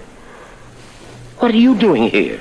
Mrs. Littlewood, will you tell us how you came into possession of the bag with the blue ribbon? I found it under my husband's pillow. And what made you bring it to me? I knew about the case, and I heard him talk about it in his sleep. How he loved her. That isn't true. John Halder brought it to me. John Halder is dead. Even so, he gave me the ribbon. Pretending to be insane will not save you. The fact is, the ribbon which could have saved John Halder was found in your possession. Thanks to the patriotic gesture by your wife, it is ours. Alma, why? Why did you do this to me? It was my duty as a citizen. You have committed the most heinous crime an official can be guilty of. Abuse of office.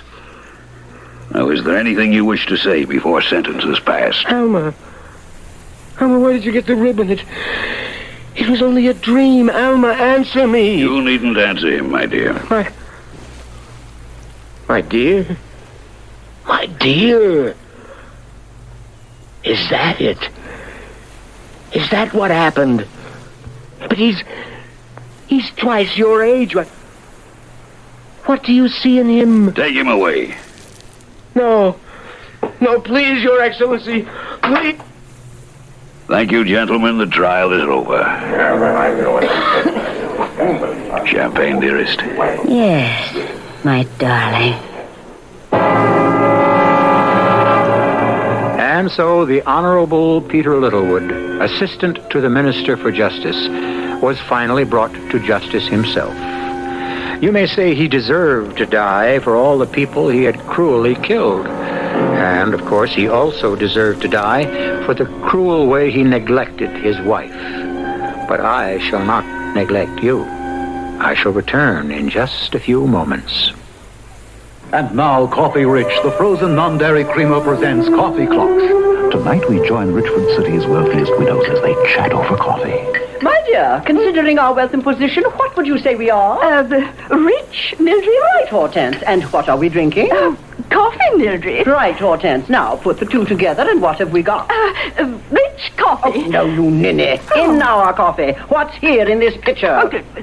Coffee, Rich? Why, it tastes so light and creamy. Of course, Hortense. And Coffee Rich is very convenient for us, too. You just keep it in the fridge, ready for use at a moment's notice. Oh, Mildred, with good help so hard to find these days, it's heartwarming to know there's a non-dairy creamer that's so convenient and delicious. Yes, dear. And it's in such good taste. Just like you, Mildred. Oh, thank you, dear. Be with us tomorrow for the continuing serialization of the Coffee Rich Coffee Clock. Oh, yes, and Coffee Rich is marvelous on cereal, don't you know? Don't I know what? Oh, Ninny.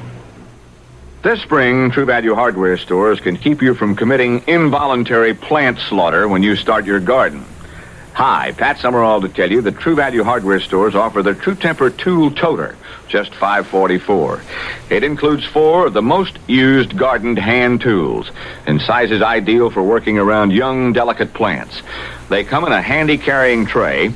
There's a 3-tine digging fork for removing weeds and loosening soil, a trowel with wide blade for planting larger vegetables from the nursery, a cultivator for turning over soil, and a dandelion digger to remove weeds completely, roots and all. Each tool has a chromed head and a smooth finished ash handle. You get 4 tools in a carrying tray for just $5.44. You'll find a complete selection of True Temper tools, shovels, spading forks, hoes, rakes, and more at participating True Value hardware stores. For the one nearest you, look under Hardware in the Yellow Pages and tell them Pat Summerall sent you.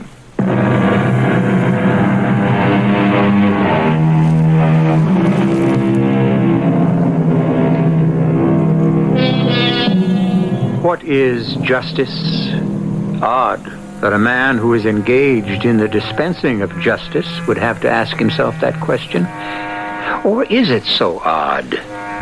How many of us know the meaning of our daily task?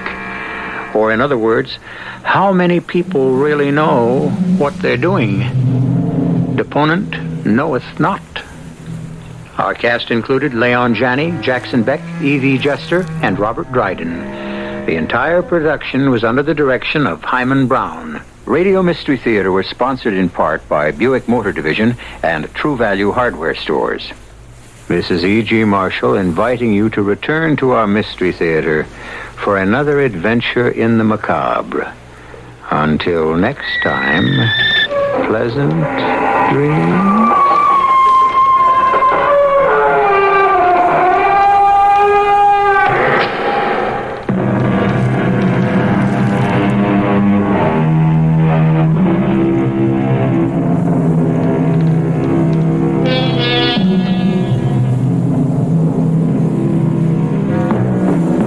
years ago, a motion picture was released that shocked the entire nation. Poor white trash. Who are they? Live like animals. Which is what they are. Who are poor white trash? I ain't crazy. I know what to do with girls. Who are poor white trash? No, no. Please leave me alone. How much you want for this occasion, girl? Huh? 2 bits, Yankee? Who are poor white trash? You animal. Poor White Trash, Part 2 is this and much more. Now, in the tradition of Godfather 2, Walking Tall 2, all new and in color, Poor White Trash, Part 2. Due to the abnormal subject matter, absolutely no children will be admitted, with or without their parents. Poor White Trash, Part 2. Opening tomorrow at theaters and drive-ins throughout Chicagoland from April Fool's film, Rated R. CBS News. Another rift widens in the Arab world between Syria and Egypt. I'm Jerry Landay reporting on the CBS Radio Network. Egypt and Syria originally broke over President Sadat's decision to sign the Sinai Accords with Israel. Wednesday, Egypt delivered a broadside at Syria, a double salvo, in fact. In an interview with the London Times, President Sadat attacked Syria as an obstacle to a Middle Eastern peace. Sadat said that were it not for Syria's two-faced policies, there could have been movement this year. Said Sadat, one day Syria says it's ready to go to a Geneva peace conference. The next day, Syria says it won't go. The second salvo came from Sadat's foreign minister, Ismail Fahmy.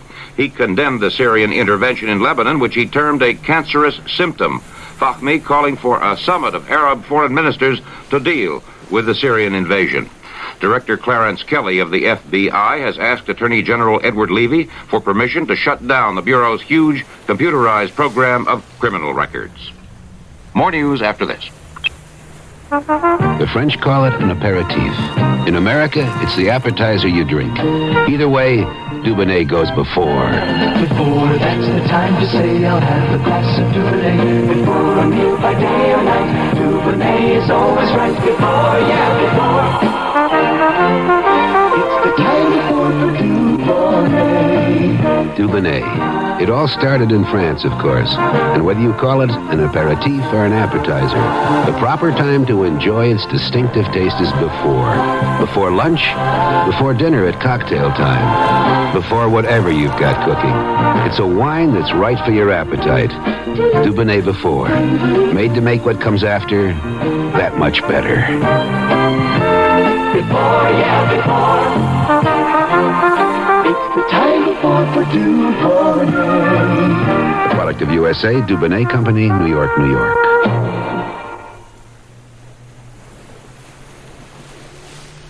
Congressman Wayne Hayes of Ohio agreed Wednesday to leave the chairmanship of the House Democratic Campaign Committee pending resolution of the Hayes-Ray affair. But House Democratic leaders are unsatisfied and want Hayes to step out of the other post from which he derives his power, chairman of the House Administration Committee. Congressman John Dent of Pennsylvania, a friend of Hayes, suggests to CBS News that Hayes will let the members of the committee decide. He's not going to ask them to take any action whatsoever, except whatever action they think they might want to take. He will not be a handicap to the committee or the House under any conditions. Dent did not indicate when that meeting might be called. There have been suggestions it will be after Tuesday's Ohio primary, in which Hayes has opposition. A recent long-range estimate on world climate prepared for the CIA warned of major shifts underway, which could reduce rainfall in temperate zones for decades. Normally rainy Britain has been short of rain. Now the same story from part of the American grain belt. In Minneapolis, Hugh Strawn of station WCCO reports. The Minneapolis-St. Paul office of the National Weather Service reports the months of April and May in Minnesota were the driest since the 1880s. About half of the state was 4 inches or more behind normal rainfall for the 2 months. The drought is being called extremely critical in southwestern Minnesota, where there was little rain last summer, little rain last fall, and almost no rain this spring. A University of Minnesota test showed the soil water content 5 feet below the surface was 3 inches below normal. Officials estimate it will now take a half-inch of rain just to wet the topsoil and up to 2 inches of rain to regain some of the deep soil moisture. The Weather Service is predicting showers over Minnesota for Sunday and Monday, but officials say it's too early to tell what amount of rain will actually fall. I'm Hugh Strawn for CBS News in Minneapolis. Senator Hubert Humphrey says that if Jimmy Carter fails to do well next Tuesday in the Ohio, California, and New Jersey primaries, he may actively seek the Democratic nomination. A survey by the respected pollster Mervyn Field shows Governor Jerry Brown building up a runaway lead over Jimmy Carter, Ronald Reagan leading President Ford by 24 points in Tuesday's California primary. Now this.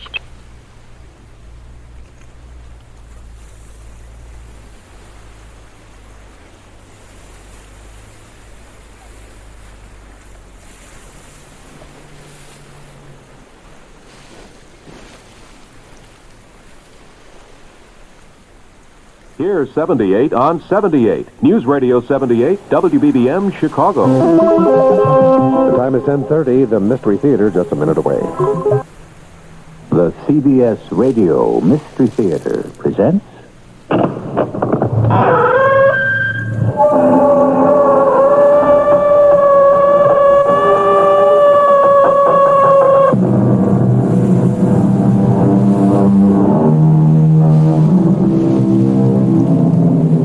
Come in. Welcome. I'm E.G. Marshall. Has it ever happened to you to read a story and one fine day what you thought was fiction has become a fantastic fact? Such a happening I'm about to relate to you. The original was a tale by that great French writer, Guy de Maupassant. It was about a man who lost his reputation over a piece of string. But embroidering upon this piece of fantasy came life itself, with unpredictable and horrifying reality. Peter, neither Mrs. Mantell or I think you'd do a dumb thing like that. Are you saying I'm too smart to steal? Too clever to be a criminal? Yes. I wish you'd said it differently. Differently? How? I wish you'd said you thought I was too honest to be a criminal.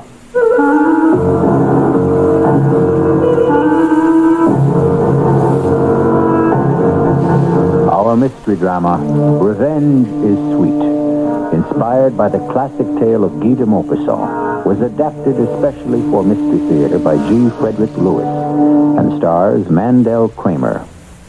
It is sponsored in part by Contact, the 12-hour cold capsule, and Buick Motor Division. I'll be back shortly with Act One.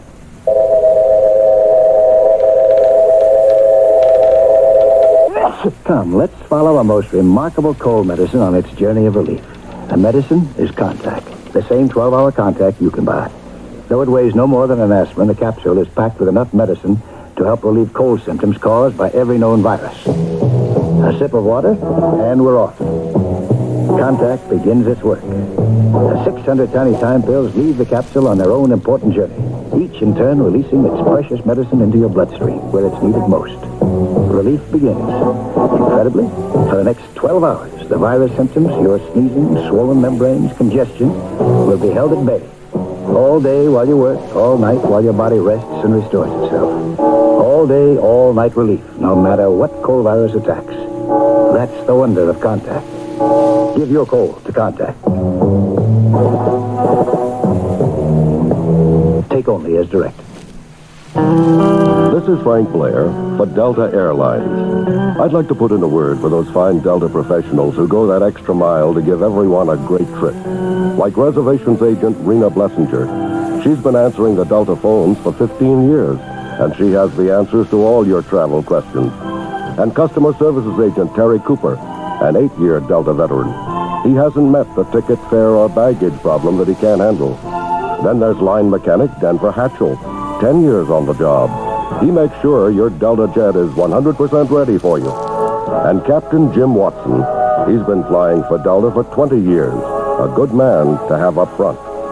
Next time you travel to places like Nashville, St. Louis, or the Carolinas, fly Delta, where over 30,000 professionals are working to bring you fast, dependable transportation at the lowest possible cost.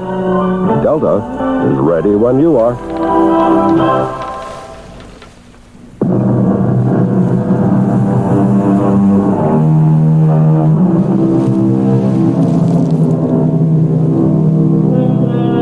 Imagine yourself one chilly November midnight on the San Francisco Embarcadero.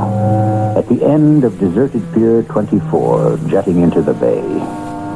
Overhead, the gray steel of the San Francisco-Oakland Bridge. In the shadows stands an elderly man called Peter. On a piling sits a man fishing. A man called Harry. Harry has no home. He lives where he can find a place to sleep. He spends most of his days and nights fishing here and watching the boats as they pass by him under the Golden Gate Bridge. All he has to his name are the clothes on his back and the clothesline he fishes with.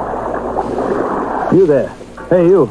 Yeah, you calling me? Yeah, what are you doing? Looking for a fish to bite. What's it to you? What's your name? What's yours? Peter. Mine's Harry. Harry what? What's it to you? Harry what? You heard me? Hey, take your fingers off my throat. What are you, crazy? All I asked was your last name. Take it. Ooh, you're strong for an old guy. What's your last name? My last name? You know something? I don't have a last name. Maybe it's Harry, the fisherman. You've got to. You've got to. Maybe I did once have a last name, but that was so long ago I just plumb forgotten. You've forgotten? You do? Forgotten? Yeah. Well, don't you believe me? Now you get away from me or I'll call a cop. I'm not gonna hurt you. Forgot his last name. Forgot the name. How could I tell old Harry how well I understood he could forget a name? It's driving me crazy, this whole thing. The name. Everything is in a name. Life, death, the present, the future. Especially the future.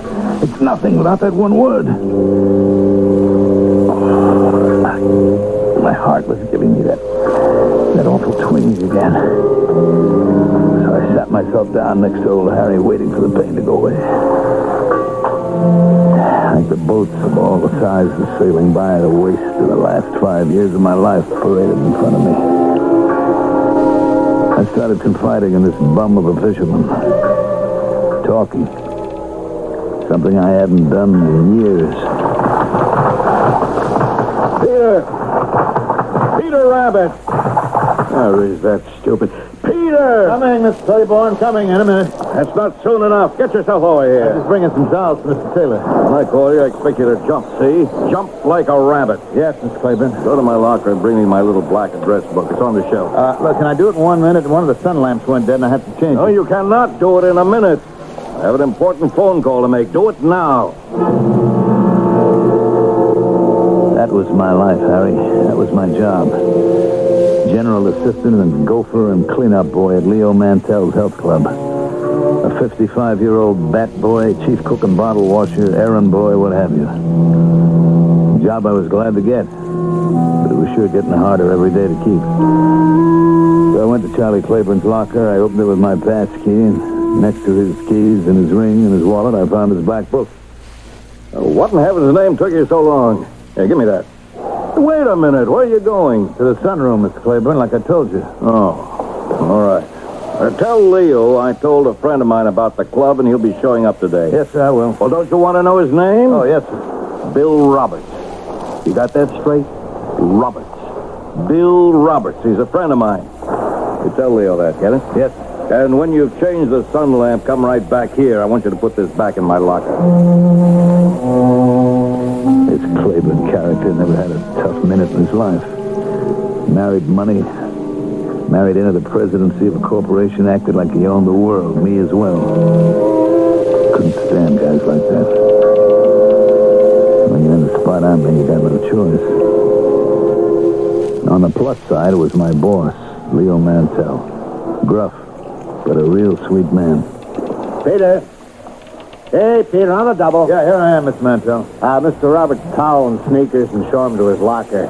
Mr. Roberts is a new member, and I want you to take good care of him. Yes, Mr. Mantell. Well, the health club busy today? Oh, yes, Mr. Roberts. I'm busy every day. Folks come here mornings, and the crowd during the lunch hour, afternoons, even in the evenings. Number 24, that's going to be your locker. Oh, fine. Hangers in here for your pants and jacket and that shelf. For your wallet and keys or whatever. Thank you, Peter. Here. This is for you. Oh, thank you. Well, I'm not too familiar with the club. Well, when you've changed, then I come and lock up. Well, I mean, where is everything? From here to get to the pool? Well, you go down past this row of lockers, and on your left is the sun lamp room. On the other side of that is the pool. Yeah, well, it's the exercise place I want to know. Oh, sure. Well, instead of left to the sun lamp room, you make a right past the pool, and then you'll find a workout room. They've got everything you need in there. Fine. And I need. Ooh, look at the shape I'm in. Oh, you're okay? I've seen a lot worse. Yeah. How old are you, Peter? About 40? 55. 50. You are, huh? Well. Oh, and look at you. I mean, I'm 53. You look young, fit as a fiddle. Full shock of hair. I mean, I'm younger than you. I've led an indoor life behind a desk, haven't a hair on my head, and a lot of corporate fat to get rid of. Well, you came to the right place, Mr. Roberts. Peter! Coming, Mr. Mansell. Oh, I almost forgot. Your sneakers. Size 8. Bill! Hey, boy, welcome to the club. I wasn't about to tell Mr. Roberts where I'd developed my muscles. I wasn't about to tell anybody how and where I'd been keeping in shape. 20 years of it. So, Harry, that's about what my life was like at Leo Mantell's Health Club.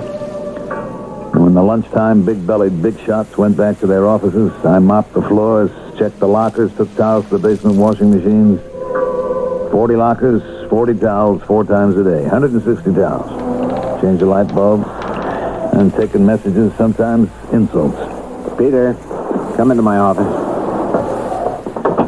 Sit down. Anything the matter, Mr. Mantell? Don't you know? Yeah, something I did wrong, I guess. You guess, but you don't know.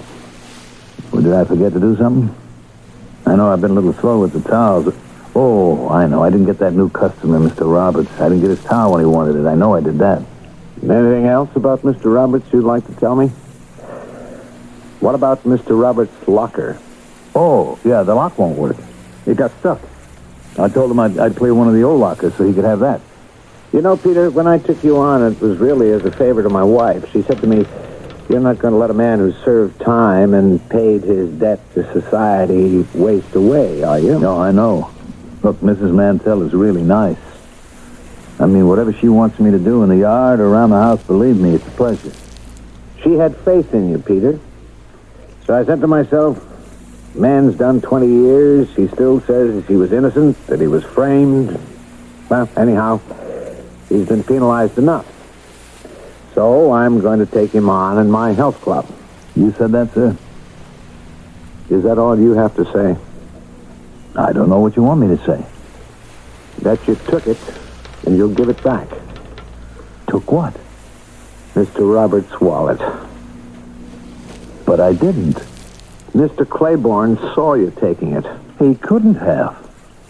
I didn't. He saw you fiddling with the lock on Mr. Roberts' locker, open it, and take out his wallet and put it in your pocket. That's impossible. Wait a minute. When did he say that? Middle of the day. He says he saw you about 1:30. Mr. Roberts was in the workout room, and Mr. Claiborne happened to come back. He saw you, Peter, put the wallet into your pocket. It was a comb. A black pocket comb. Oh, come on, Peter. I'll understand. At least I'll try to. It was a comb. Honest, here, I'll show it to you. See? Why would you take Mr. Roberts' comb? It's not his comb. I mean, how could it be? The man's bald. Look, I told him I'd get him another locker. And I was trying to figure out what made his lock jam like that. And then up on the shelf, over the clothes, I saw this comb. And I thought, hey, that's Mr. Salig's comb. You know Mr. Salig, who had the locker before? I mean, what'll Mr. Roberts think if he finds somebody else's comb in his locker? We don't do things right here at the club, right? That's what I took, Mr. Mantell. Here, look at it. Come in. Oh, come in, Mr. Roberts. Hey, you too, Mr. Claiborne. Peter and I were just talking. Well, did you locate my wallet yet?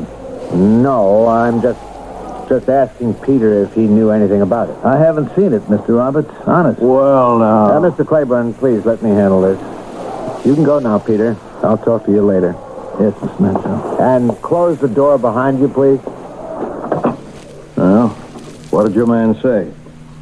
He told me he took a comb from the locker. Have you looked everywhere, Mr. Roberts? Turn the place inside out. It's not just the money. It's the credit cards. Everything. So Peter says he took a comb. Is that what you said, Leo? That's what he told me. He showed it to me. What does he think? I can't see? I know the difference between a black comb and a black wallet. Well, actually, it's a brown wallet. Oh, whatever. I tell you, Leo, I don't like it. Has this man been with you very long? Almost a year. Good references? Well, he worked for us as a sort of handyman. My wife... Look, I can't take any more time for this. If it turns up, Mr. Mantell, call my office. And I've got meetings scheduled all afternoon, but I'll tell my girl to put you through right away. I might as well go along with you, Bill. What are you going to do about this, Leo? Have a good look myself. That's the first thing. We've looked. Bill and I spent an hour of our valuable time looking. I think you ought to report this to the police. One thing they can do is check your man's record, see if he's ever done time for anything. That's what I do.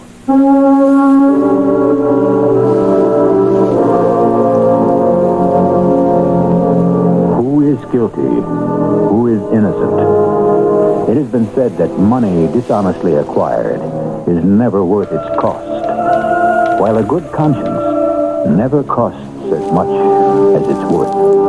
So it's a battle between someone's inner voice and the outer truth. Who wins? Who loses? Perhaps we shall discover when we return with Act 2. The new mid-size Buick Regal. It meets the demands of today. A little science. Without losing the special things about Buick that people have always loved. Now that's some trick. A little magic. On the outside, it's trimmer than last year's Regal coupe. A little science. Yet there's more headroom, more legroom, more trunk room. A little magic. With the wizardry of a turbocharged sport coupe. A little science. And such traditional Buick qualities as luxury, elegance, and prestige. A little magic. The new Regal, a down-to-earth dream car at your Buick dealer. They surely will astound you. The amazing things you see. The cars they're built so wonderful. How can such things be? A little science. A little magic, a little science, a little magic, a little science, a little magic, a little science. Some people think that fastening seatbelts and wearing helmets are for sissies. They may be the same people who think epilepsy has to be inherited. It doesn't. Or that it's a disease. It isn't. Or that it just happens to other people. Fact is, you can get it by accident. Accidents that result in serious head injuries. So, doing crazy tricks on skateboards or fire escapes can cause epilepsy. Playing contact sports, riding motorcycles or snowmobiles without proper headgear can also cause it. Driving drunk or speeding can cause it too, because severe head injuries suffered in auto accidents are a major cause of epilepsy in adults. But head injuries aren't the only cause. And now that you know epilepsy can happen to anyone at any time, don't you think you should learn more about it? For information, contact your local epilepsy chapter or write EFA, Epilepsy Foundation of America, Washington 20036.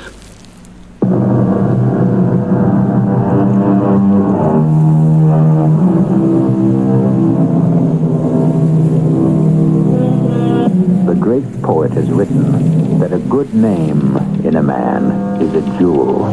That he who steals my purse steals trash, but he who robs me of my good name robs me of that which enriches him not.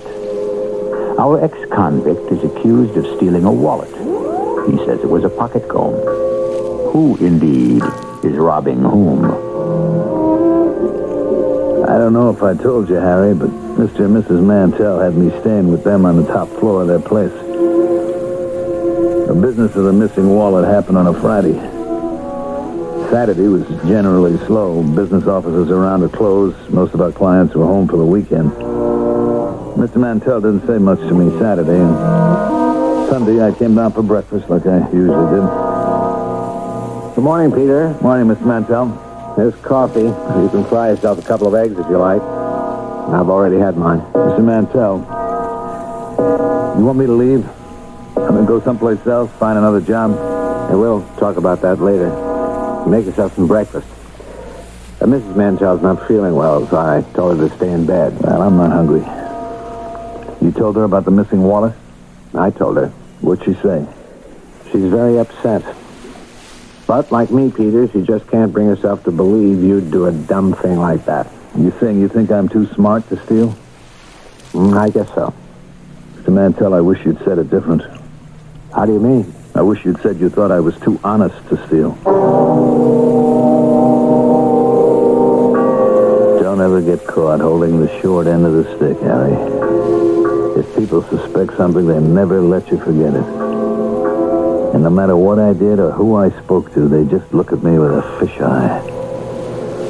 In a few days, no one even asked me to do an errand, even asked for a towel. They'd ask Mr. Mantell. And that Charlie Claiborne, he was the worst. He wouldn't let go. Leo, I'd like a few words. Mind if I close the door? No, sure. Come on in. Here it is, Friday again. I hope you realize 1 week has gone by, nothing's been done about the theft. Well, I'm still hoping the wallet will turn up. I know you haven't reported it to the police. I wondered why. Mr. Roberts told me he's reported it to his insurance company and that they were dealing with it. Well, I'm not the kind of person who enjoys being taken advantage of, or see it happen to a friend of mine. I spoke to the lieutenant of our precinct the day before yesterday. I happen to know him personally. He did a little investigation for me. Your man, Peter, did you know he's done time? Been in prison 20 years, only got out a year ago? Yes, I knew that. And you didn't report him? Why? It was very hard for me to believe that he'd steal a wallet. Oh, I see. Well, you made it quite plain you prefer his word to mine. So far as Peter is concerned, you'll be hearing from the police. But so far as I'm concerned, myself, Bill Roberts, and a good dozen guys who are here on my say-so, we're checking out. I don't think the kind of health club you run here, Mantell, is particularly good for the health. Mr. Mantell stood by me. He refused to believe I could be a thief. The police never showed up, and neither did Mr. Claiborne.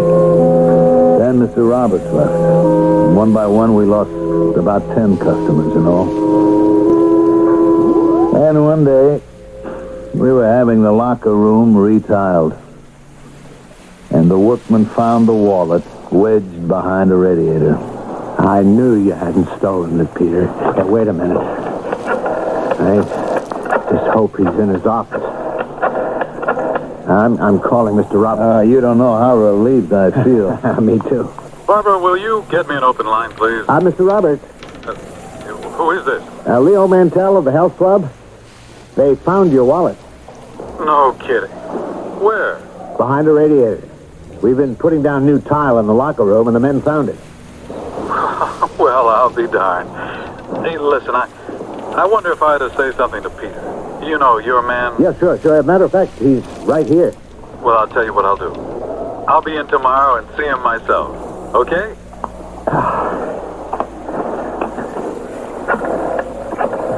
Peter, I'm calling Mr. Claiborne.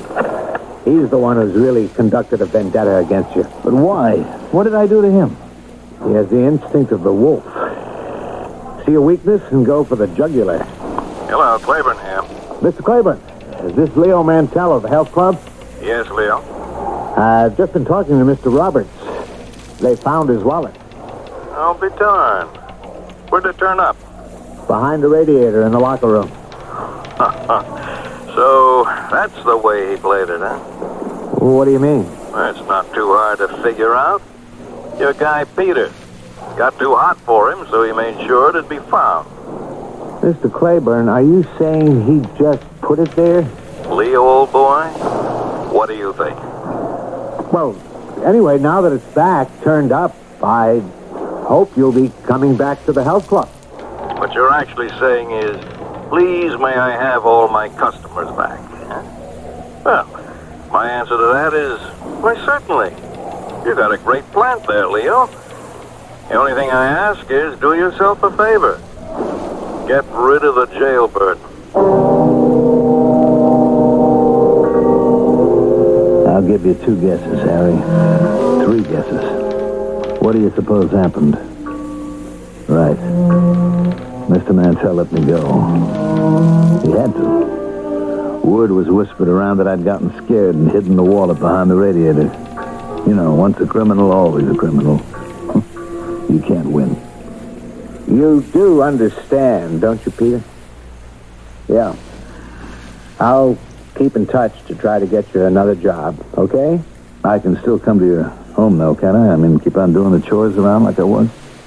Well, I meant to talk to you about that. Mrs. Mantell was saying last night we're having her younger brother come stay with us, and it'd be good training for him to make himself useful around the house. Oh. Well, will I still be living up in that attic room? As a matter of fact, that's the room we'll be giving her brother. He'll be arriving tonight. I see. But don't forget, Peter.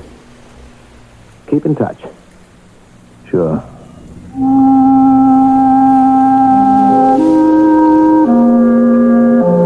Charlie Claiborne. How I hated him. He'd ruined my only chance of going straight. Sure, I could get other jobs.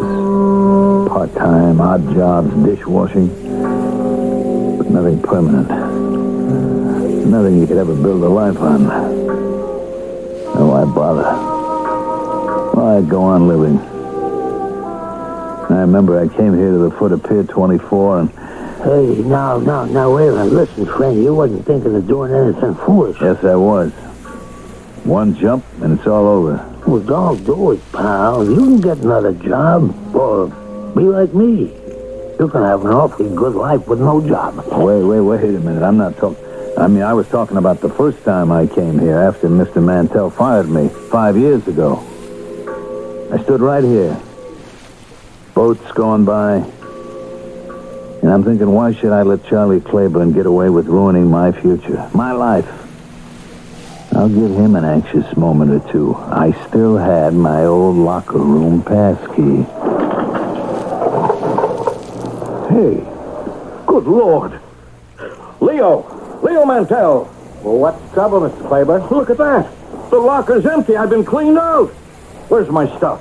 Well, I don't know. Are you sure? What do you mean you don't know? Were you sure this is your locker? Of course I'm sure, you dumbhead. Well, nobody has access to the keys. You know, since Peter left, everybody's been hanging their own keys in the office. Listen, chum, all I know is I locked up some pretty valuable stuff in here, and I'm not talking about my clothes. Very valuable stuff.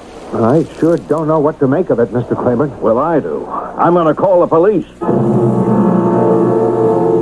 I'd been out all day scrounging for work. My age, it's hopeless. Nobody wants you.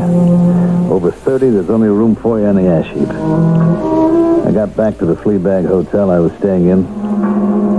There was a cop at the desk. He asked for my name, said would I come along to the station house. Before you know it, I was locked up. Well, what did he say when they accused him? Not a thing. Refused to say a word. They got him a legal aid lawyer, that's all I know. Well, it's hard to believe he'd come back. How can he get into the locker room without being seen? I don't care what they do to him, but there was a heavy envelope in there I gotta get back. $20,000 I was going to put in the safe deposit box. Charlie, you left all that money in a locker? Well, who was to know? Wow, $20,000. Well, maybe they can trace the bills by number. Oh, who writes down numbers of bills?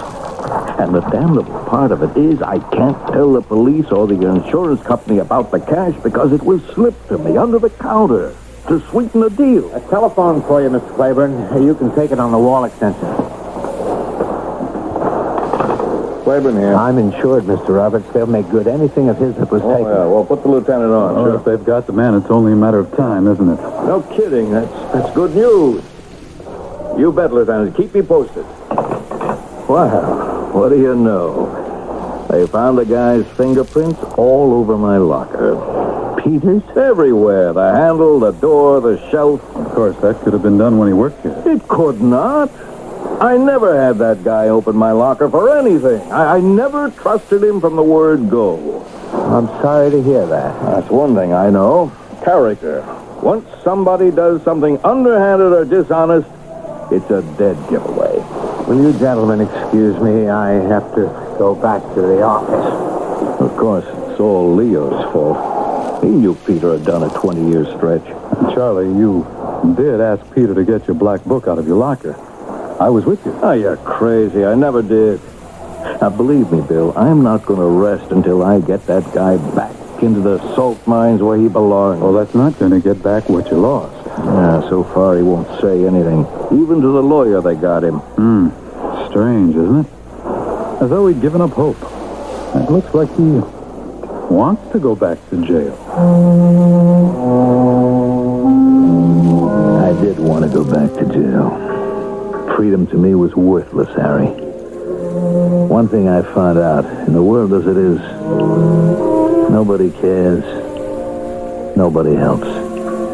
Your life is your baby.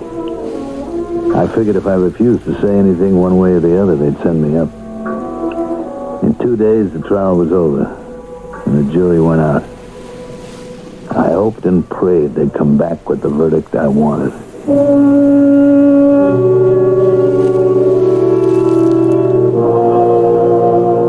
The evidence against Peter was overwhelming. His refusal to talk or testify did not sit well with judge or jury.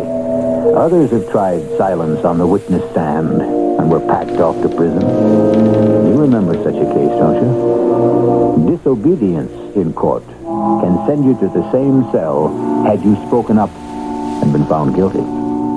To hear the verdict and the extraordinary conclusion to this mystery, join me when I return in a few minutes with Act 3. I'm E.G. Marshall, host of the Mystery Theater. One of my favorite authors, Ernest Hemingway, defined guts as grace under pressure. However, if you have high blood pressure, even Hemingway would have agreed that there's absolutely no way in this world or the next that you can simply tough it out. You see, controlling your blood pressure is not just a question of staying calm or getting your emotions under control. High blood pressure is a physical problem. The pressure of your blood inside your arteries is too high. You need to treat it every day, often with medication, to get it down and keep it down. So if you have high blood pressure, please remember to treat it every day. Whether you're performing under great pressure, or basking in the Bahamas, reading Hemingway, or listening with trepidation to the Mystery Theater. A message from the National High Blood Pressure Education Program. Only one airline could do it. Only one airline could bring so much of this country closer together. United announces 40% off from 108 cities, more than any other airline. 40% off. United we fly, ruling the sky. 30,000 strong, we're gonna see us satisfied. Now fly to any United city for 40% off with our Super Saver fare. 40% off. Dramatic savings to more cities all across the country. No other airline could say it because no other airline could do it. We built the largest airline in the free world around you.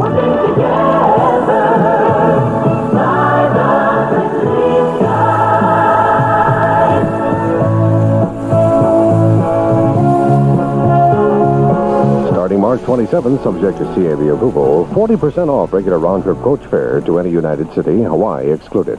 Florida, effective April 26th. Restrictions apply, so call your travel agent. This is WBBM Chicago, News Radio 78. It's 11:05, 20 degrees at Midway.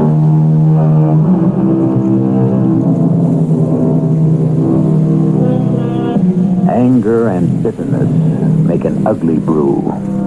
And inside the ex-convict, Peter, raged a hatred for all those who had caused his downfall. How much he had learned in the past month. The villainy you teach me, I will execute.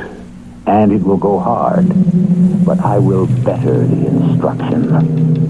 The words of the great poet, but it could have been the vow of the man in the dock. I gather they're bringing in the verdict today, Charlie. Well, no matter which way it goes, I'm out $20,000.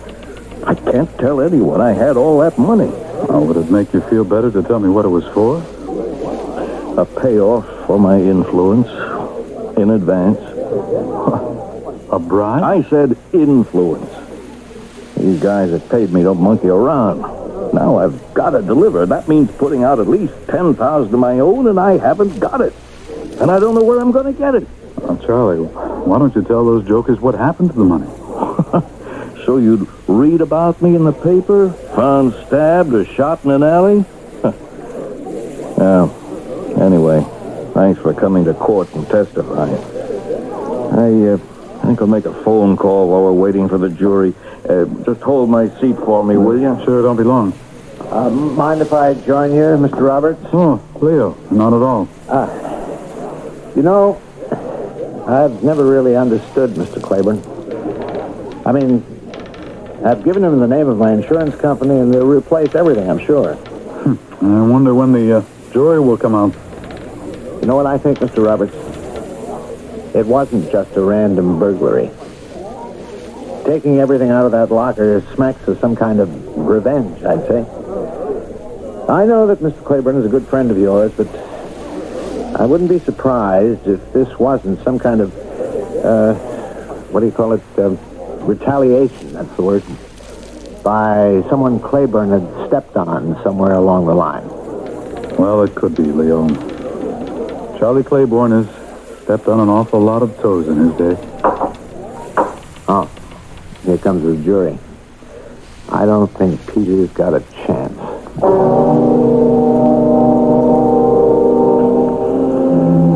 Of course they found me guilty, Harry. Only Leo Mantell had testified for me, saying he and his wife always found me to be honorable and trustworthy.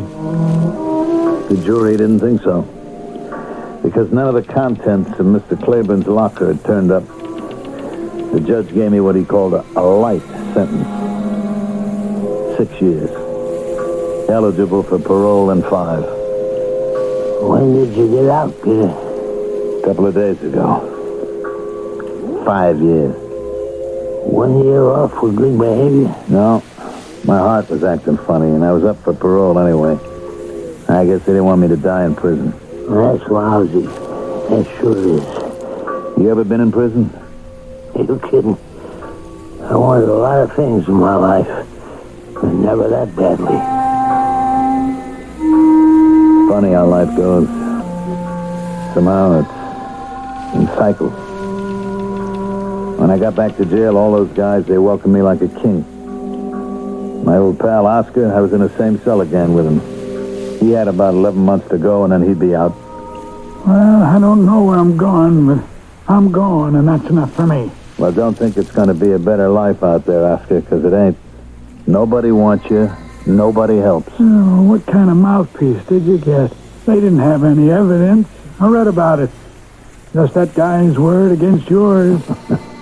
His clothes were gone, too. He must have worn something when he went into the health club. That must have been some sight, him in his shorts and a towel. I can just see him trying to borrow pants to get back to his office. Yeah, well, how could they lay it all on you?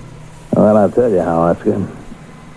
I wanted them to. Now, Pete, you just take it nice and easy. For me, this stretch is a real vacation.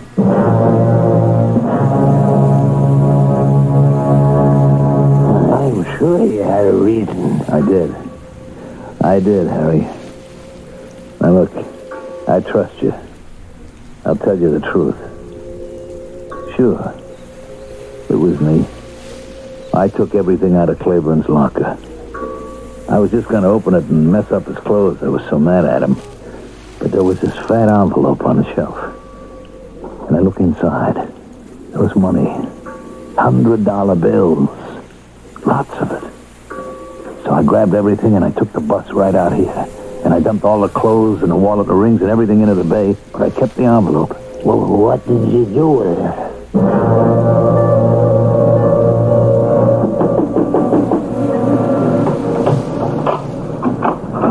What do you want? I'm closed. Well, I saw your sign. Are you Milton, the pawnbroker? I am. Look, I'd like to leave an envelope here. Has it got some value? Well, yeah, sort of. To me, it has. I'm going away, you see, and I want to leave it in a safe place. Go get a safe deposit box in the bank someplace. Well, the banks are closed now. Look, will you do it for $100? Will I? Come in. Come right in. Okay, now look, here. Here's your 100. Now, the thing is, I may be gone 5, maybe 6 years. Is that okay? Don't worry. I'll keep it in my safe, and whenever you come back, you just give me the receipt.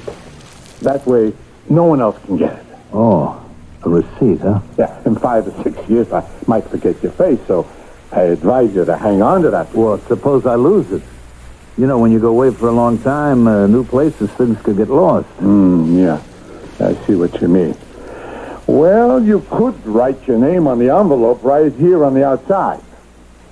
Well, I don't know. Well, then don't use your real name.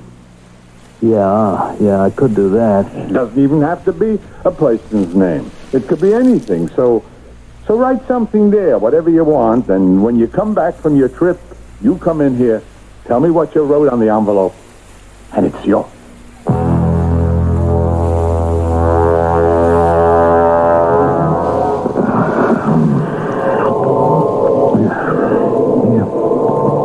You see, Milton,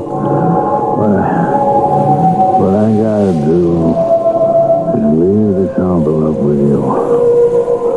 You take care of the envelope for me, okay, Milton? I'm gonna take a trip, but I'll be back for it. I'm gonna write a code word on the outside of the envelope. So when I tell you what it is, then you'll hand it over to me. Okay? Pete, what did you write? What'd you write on the envelope, Pete? What was it, Pete? Well,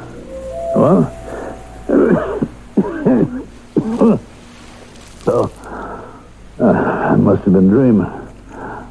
What time is it? Oh, early. They haven't called showers and breakfast yet. What are you doing over here by my bunk? Oh, you were groaning and moaning. I thought you were sick. What do you mean sick? I'm fine. You were talking. I thought you were talking to me. What did I say? Well, who knows? What do people say when they're asleep? Nothing that makes much sense. I'd been talking in my sleep. Dreaming I was in Milton's pawn shop and he was putting away my envelope. My insurance policy for a decent life when I got out. Money so I wouldn't have to take guff and insults from anybody for my last years. I didn't know what I might have let slip or what Oscar could have heard, so I just forced myself to forget what I'd written on that envelope. Then the day came when he was sprung. Well, how'd I look, pal? At the clothes they give you, Oscar? Not bad. Yeah, and a couple of bucks plus all I made in the shop. Even a newspaper. Well, it's been nice knowing you. Hold it a minute. Let me see that paper a second. I just thought I saw some. What do you know? What'd you do? Inherit $1 million, Pete? Yeah, in a way. You remember that guy Claiborne I told you about? That vicious guy? Oh, yeah, kind of. Look at this here. Yeah. Found him in an alley. Shot to death. Nice friends you got on the outside, I must say. Time passed. The months ran into each other, into years. And I'd smile and think of all that money and what I'd do with it. Maybe build a cabin in the woods somewhere. Maybe have my own houseboat down in Florida. And last week, parole. First thing I did when I hit San Francisco was to head for Milton's pawn shop. Yeah? May I help you? Who are you? Oh, what do you mean? I run this place. Well, where's Milton? Oh, you mean my Uncle Milton? Yeah, that's right. Oh, he died 2 years ago. I'm his nephew. Oh, I'm sorry to hear that. You knew him, huh? Oh, I guess you did.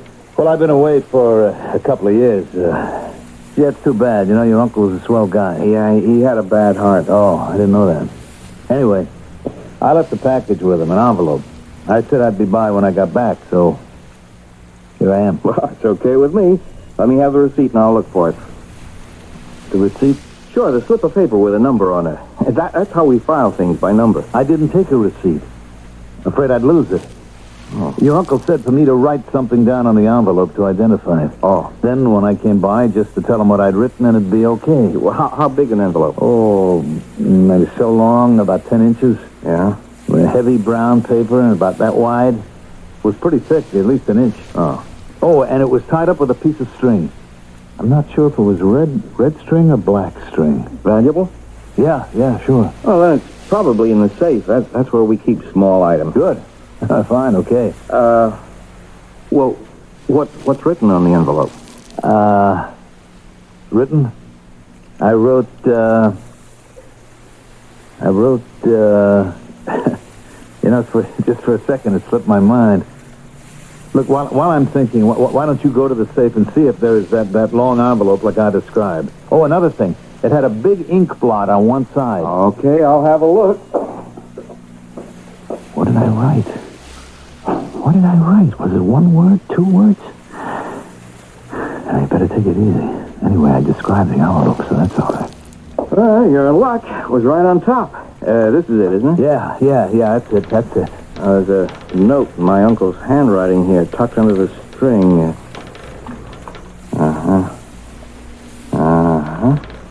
Well, you just tell me what you wrote on here, and it's yours.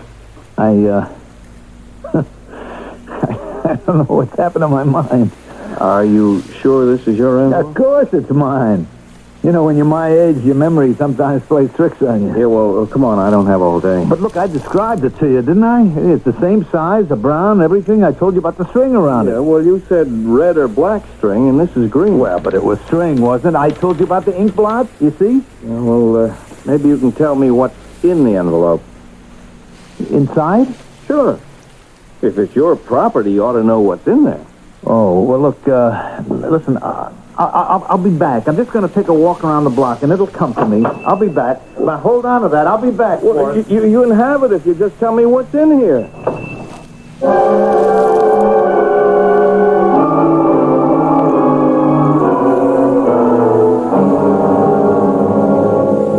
Harry, that was 3 days ago. I've been walking around like a crazy man. I look at the stores for names. I read the papers for names. The names of horses at the track. I was all of today standing in a phone booth looking through the phone book. My whole life, Harry, has turned into a joke. And the joke's on me. Oh, I see. That's why you asked me my name, huh? Why is everything turning against me? All my life I've been passed by. First I was framed and spent my whole adult life in that prison. I get out for a year, I'm free, I have a job, responsibilities, I'm respected, I'm somebody. Then along comes this Charlie Claiborne character. I haven't mentioned his name in years. Charlie. Is that what you wrote on the envelope, maybe? No, I did not. I hated that guy. I wouldn't use his dirty name as a key to my new life. He got his, finally. Oh, brother, the way I got back at him. Revenge is so sweet. I took his pants and his dough. Boy, revenge. That's it. Revenge is sweet. That's what I wrote on the envelope. Revenge is sweet. Oh, my head. My head is spinning. My chest. I don't feel so good, Harry. Harry, where you? Harry, where you at?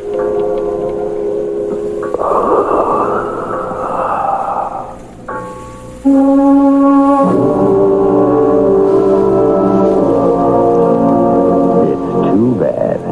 I really got to like Peter and to sympathize with him.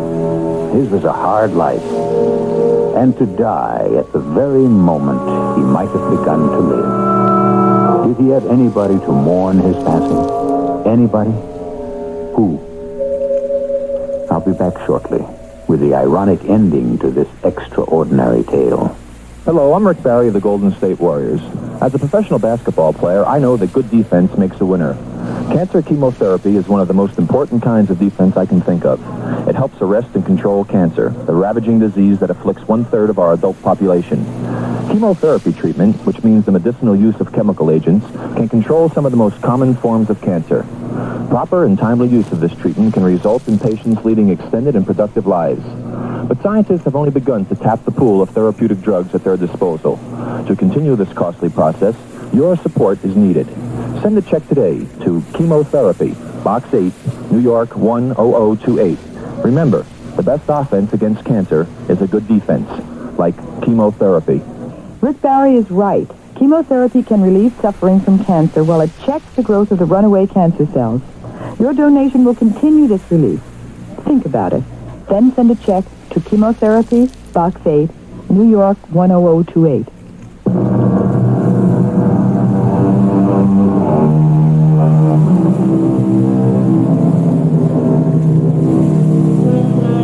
You remember Harry, the fisherman, the man who had nothing and all his life wanted to explore new places, to travel. Somehow, he came into money, got himself first-class passage on a big ocean liner, and started cruising around the world. Harry was in no hurry to get back. No hurry at all. So you see, for someone, revenge was indeed sweet. Our cast included Mandel Kramer, Lloyd Batista, Robert Dryden, and William Griffiths. The entire production was under the direction of Hyman Brown. And now, a preview of our next tale. What a waste. Happened at Seth and Ballard. She was waiting for a bus, and she saw a man approach. There was a phone booth at the corner, and she was able to dial the police.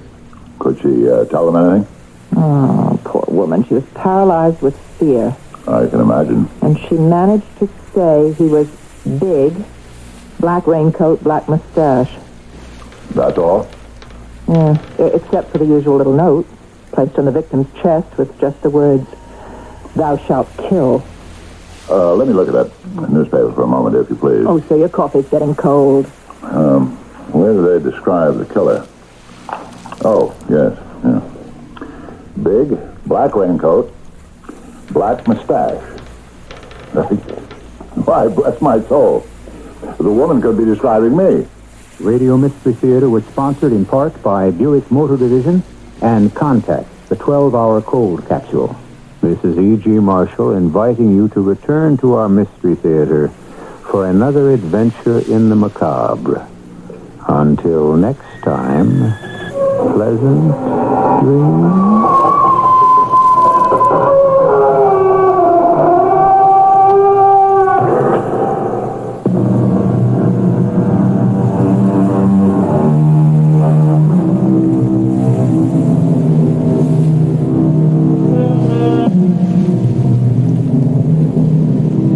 This is WBBM Chicago, the time 11:24.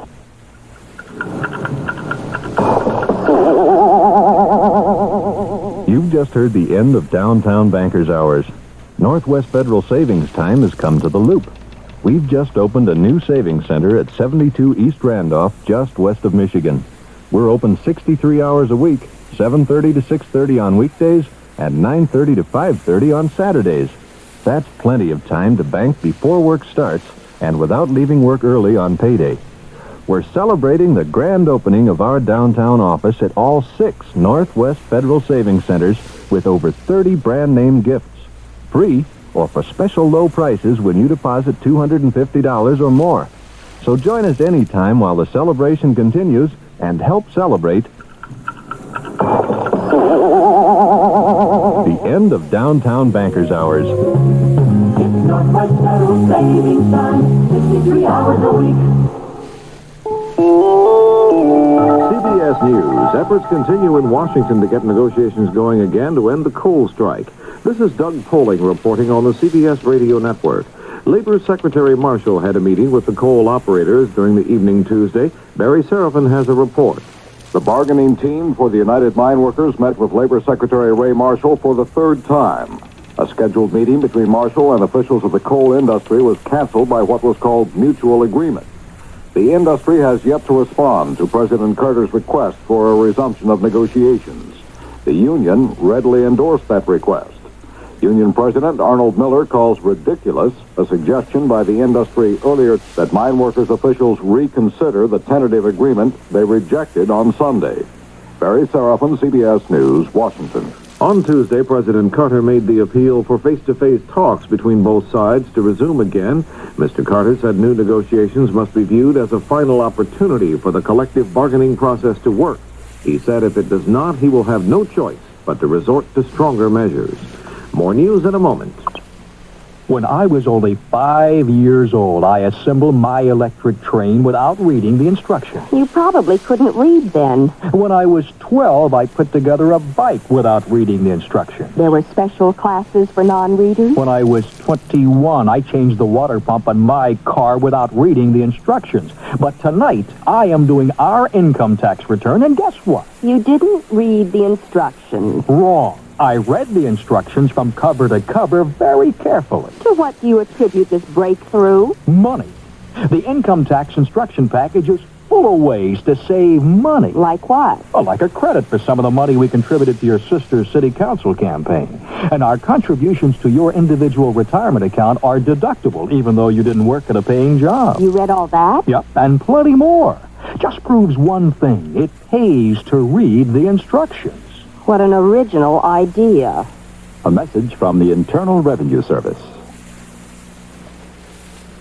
A narrow defeat for Bella Abzug, the controversial former congresswoman from New York. After leading most of the evening, Mrs. Abzug lost when the final votes were in. She was defeated by a Republican in her attempt to regain a seat in Congress from New York City. The victor in Tuesday's election was William Green, who said he really ran against the Democrats and the Carter administration. I really went into this before I knew who my opponent was going to be, and I really couldn't do it to send a message to Bella Abzug. I did it to send a message to Jimmy Carter. This is the third defeat for Bella Abzug in her attempt to regain elective office since she quit Congress 2 years ago. An old plane leaking oil from all four engines and loaded with nearly 12 tons of marijuana made an emergency landing at the Thompson-McDuffie County Airport in Georgia Tuesday. The crew abandoned the plane and the pot. They stole another private plane and escaped. The stolen plane was found later at a small airport south of Atlanta, but the marijuana smugglers had disappeared. Officials theorized the marijuana came from south of the border, and Ken Cox of the Georgia Bureau of Investigation said the smugglers took their lives in their hands flying a plane in such bad shape. I wouldn't have flown 50 miles in it, much less from here to South America. It was in pretty rough shape. We couldn't get it cranked to move it. We finally had to hitch something up to it and tow it off. Cox said the marijuana confiscated on the plane was worth about $10.7 million. The Israeli government has made no official comment yet on President Carter's decision to sell American warplanes to Egypt, but in Jerusalem, one minister in the cabinet said this will increase the chances of war. One Israeli legislator said the decision would pose a tremendous problem. For the first time, the U.S. government plans to sell U.S. jets to Egypt, but some members of Congress are saying they'll try to block the move. An explosion tore through a bus filled with passengers in Jerusalem Tuesday, killing 2 people and wounding 48 others. Israeli police said they feared there might be more bombings aimed at disrupting the fragile Israeli-Egyptian peace negotiations. The Environmental Protection Agency says it will do a special study to determine whether a chemical added to raisins should be banned. The chemical is a fungicide applied to raisins to keep them from molding. EPA officials say the chemical is a potential cancer causer. Now this.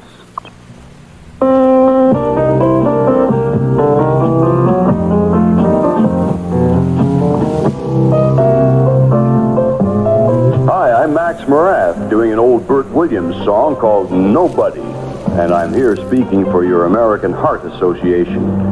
You know, I did a lot of reading about the problems families face when a loved one is a victim of heart attack or stroke. Nobody is untouched. The stress and the strain on members of the family are enormous. Everyone has to take on added responsibilities to keep the home going.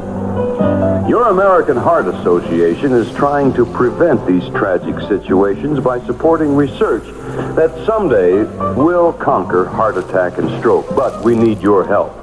Please, give a generous contribution to your American Heart Association. We're fighting for your life.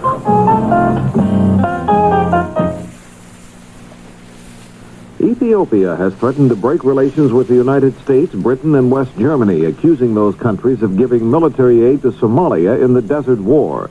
In Copenhagen, foreign ministers of the common market nations expressed concern about the presence of several thousand Soviet and Cuban troops aiding Ethiopia in the struggle in the Horn of Africa. This is Doug Poling, CBS News. First in news, we're CBS News Radio 78, WBBM, Chicago. Hello, salesman. I like the friendly, relaxed. Speak up, Skippy. I like the friendly, relaxed way you showed us the large selection of cars. What else, darling? Why, old salesman, don't use pressure or hype you. You can just take your time and look around. Well, that's the way we do things here in Libertyville. And he was so impressed with the free loaner cars available when you make an appointment for service. Oh, Mom. Well, it's true now, isn't it? Oh, yeah, but you didn't have to tell them Skippy, about it. did you always want to be a wild old salesman? No, I used to want to be a cowboy. Well, that explains the cowboy hat, holster, and six-shooter. Called a bang bang. Well, I meant... Skippy. Well, that's what it's called.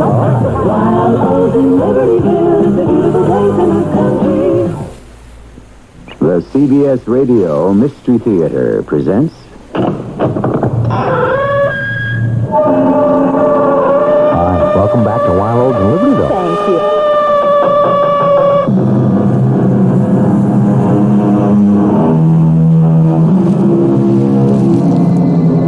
Come in. Welcome. I'm E.G. Marshall. When you strike at a serpent that hisses, you may only cause it to spring. That's rather sage advice when you come to consider it. But why is it so often disregarded? Why do people poke at snakes? Why don't people let sleeping dogs lie? Perhaps it's just as well. After all, if everyone always did the sensible thing, whatever would we do for stories? Miss Constant, didn't you say in front of many witnesses that you were going to kill Mr. Crawford? Well, sometimes you say something that Weren't you in his apartment at approximately the time of the murder? Well, I only went there to... And aren't your fingerprints on the knife that killed him? But there must be an explanation. There is. You're guilty of murder.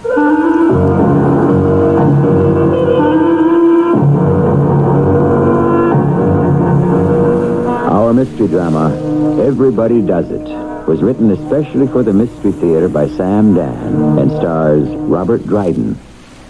It is sponsored in part by Sign-Off, the sinus medicines. I'll be back shortly with Act One. Maxwell House's coffee you can count on. Maxwell House, good to the last drop. Maxwell House, it really gets you going. Maxwell House, good to the last drop. Maxwell House is... Good morning. Maxwell House is... Good cider. Good to the last drop. Maxwell House. Maxwell House is... Good friend. Maxwell House is... Good company.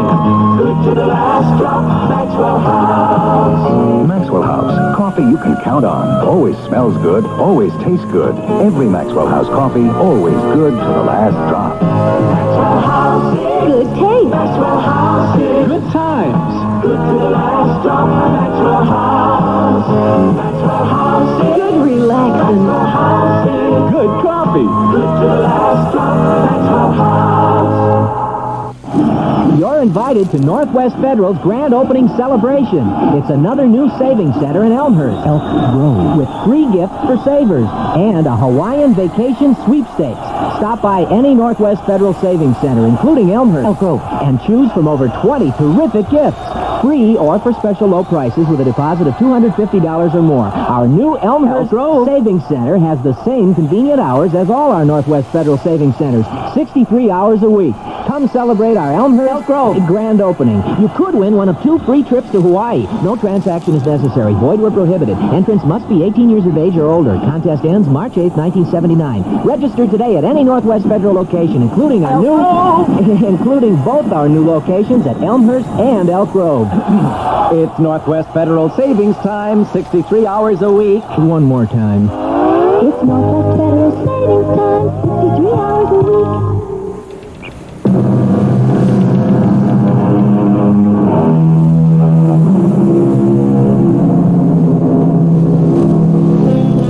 We're in one of those posh eating places where mediocre food is called by esoteric French names, and customers pay exorbitant, even obscene prices to be treated like cattle by an arrogant, ill-mannered staff. And yet they fight to get in. Why? You know why. To rub shoulders with, or at least stare at the celebrities. And who is here tonight? Well, at one table, we have the voluptuously lovely, if somewhat aging star, Margaret Constant. Nearby, Wilson Crawford, the illustrious critic. Wilson, aren't you going to say hello to Margaret? Perry, I'm no longer required to say hello to Margaret. But you should say hello to Margaret. And why? To prove that you're civilized. What are you doing? What am I doing? Wilson, you take me to dine at a place like this, and I see you actually stealing packets of sugar? Oh, well, stop laughing. Can't help it.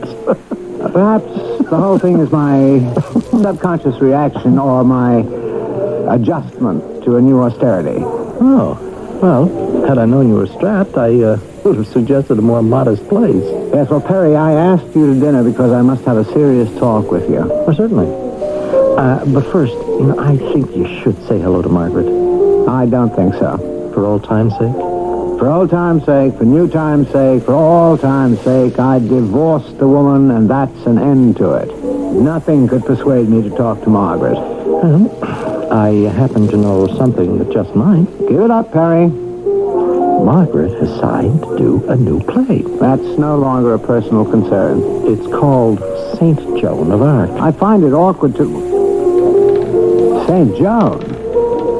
Who's going to play St. Joan? Well, who are we talking about? Margaret. Oh, no, I won't permit it. A new drama. Joan of Arc? Yes, she goes into rehearsal next week. Well, we'll see about that. Excuse me. I will say hello to Margaret. Where do you come off playing Joan of Arc? Oh, good evening, Wilson. I won't have it. Won't you sit down? Oh, but just for a moment. I'm expecting someone important. What is this Joan of Arc nonsense? How have you been, Wilson? Have you lost your senses? I've regained them completely. The proof? I divorced you. You are going to play Joan of Arc? You're 50. 43. 54. I was being kind. You're going to play Joan of Arc with that voluptuous figure, those smoldering eyes, that voice? You're going to play Joan of Arc? No, this is going to be a Freudian interpretation. Oh, Margaret, who has overwhelmed your senses, seduced you with this delusion? Only the finest director in the world, Kavalevsky. Oh, that charlatan. That genius. You hate him because you cannot intimidate him. A Freudian version of Joan of Arc. Margaret, do not appear in this play. Run along, darling. It's garbage. It's self-indulgent trash. I'll tear it apart. Oh, reviewing it already. You haven't even seen it. I'll destroy it. We shall see. This will be Peter's masterwork and my greatest role, and everyone will acclaim it. Everyone but you. Joan of Arc. I suggest you open it in a burlesque house.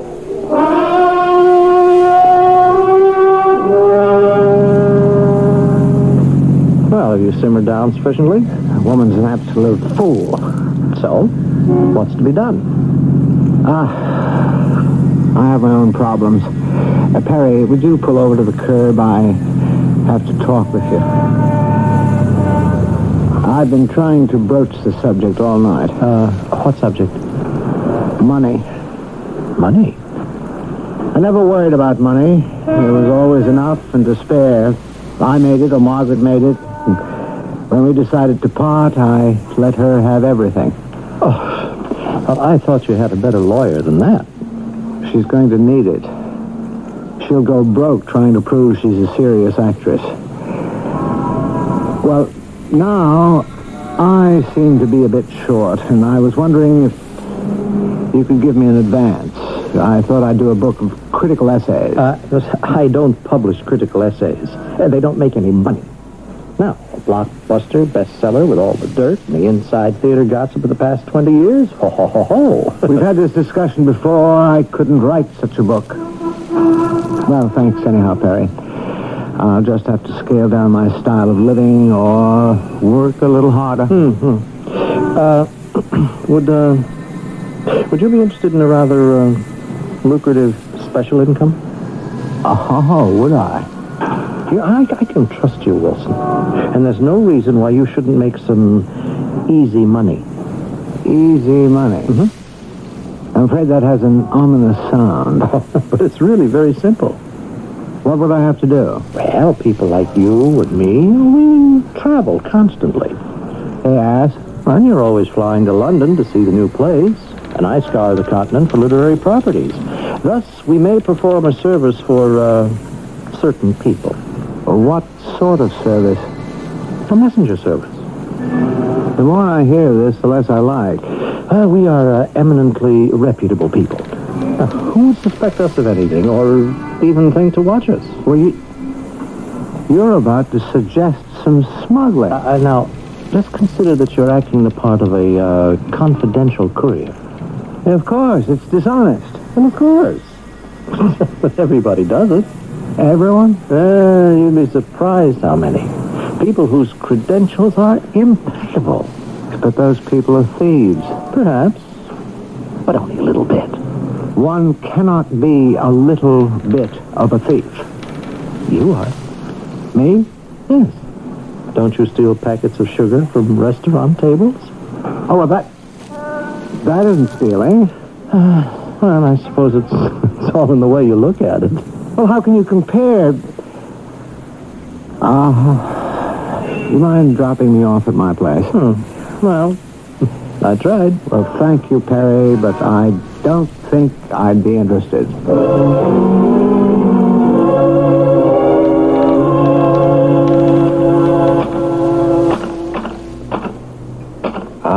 Mr. Crawford.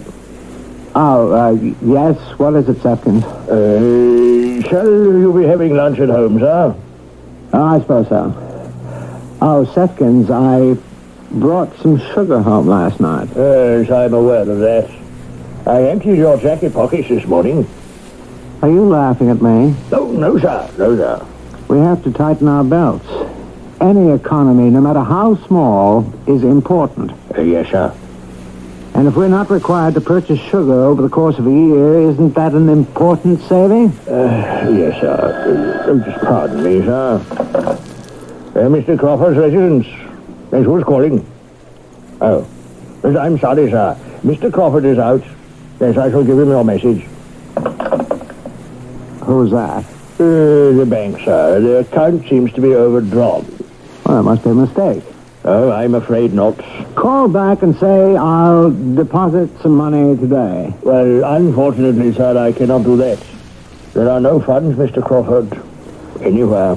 Well, I expect my salary from the magazine. Yes, but that will just cover the rent. And then those articles I wrote for the... Yes, sir, but that check is not due until the 15th of next month. Well, obviously, we must do something, Sefkins. Yes, sir. Any mail this morning? All bills. Any calls? Mr. Gulliver called, sir. Perry, what do you want? He just called to chat. I said you were busy writing. Yes, that's exactly what you should have told him. That's all, sir. And it's just as well. We've had enough bad news for one day. Yes, sir.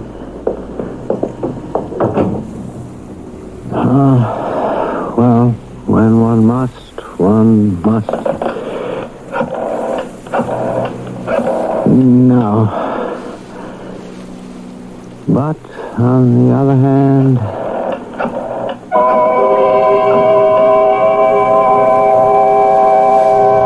Come on in, Wilson. Perry, I'll be brief. This thing you discussed with me, I've decided to try it. Well, I knew you would. Just exactly what is involved. Well, the next time you go to London, see, I know somebody who'll pay your fare and give you $1,000. In return for what? You carry a small package. Which contains... Usually, gems. And then what? Well, then someone will relieve you of your burden, and when you're ready to return, there'll be another package. And another fee. Well, what do you think? I think it's wrong. True. But I plan to go to London next week. Leave everything to me.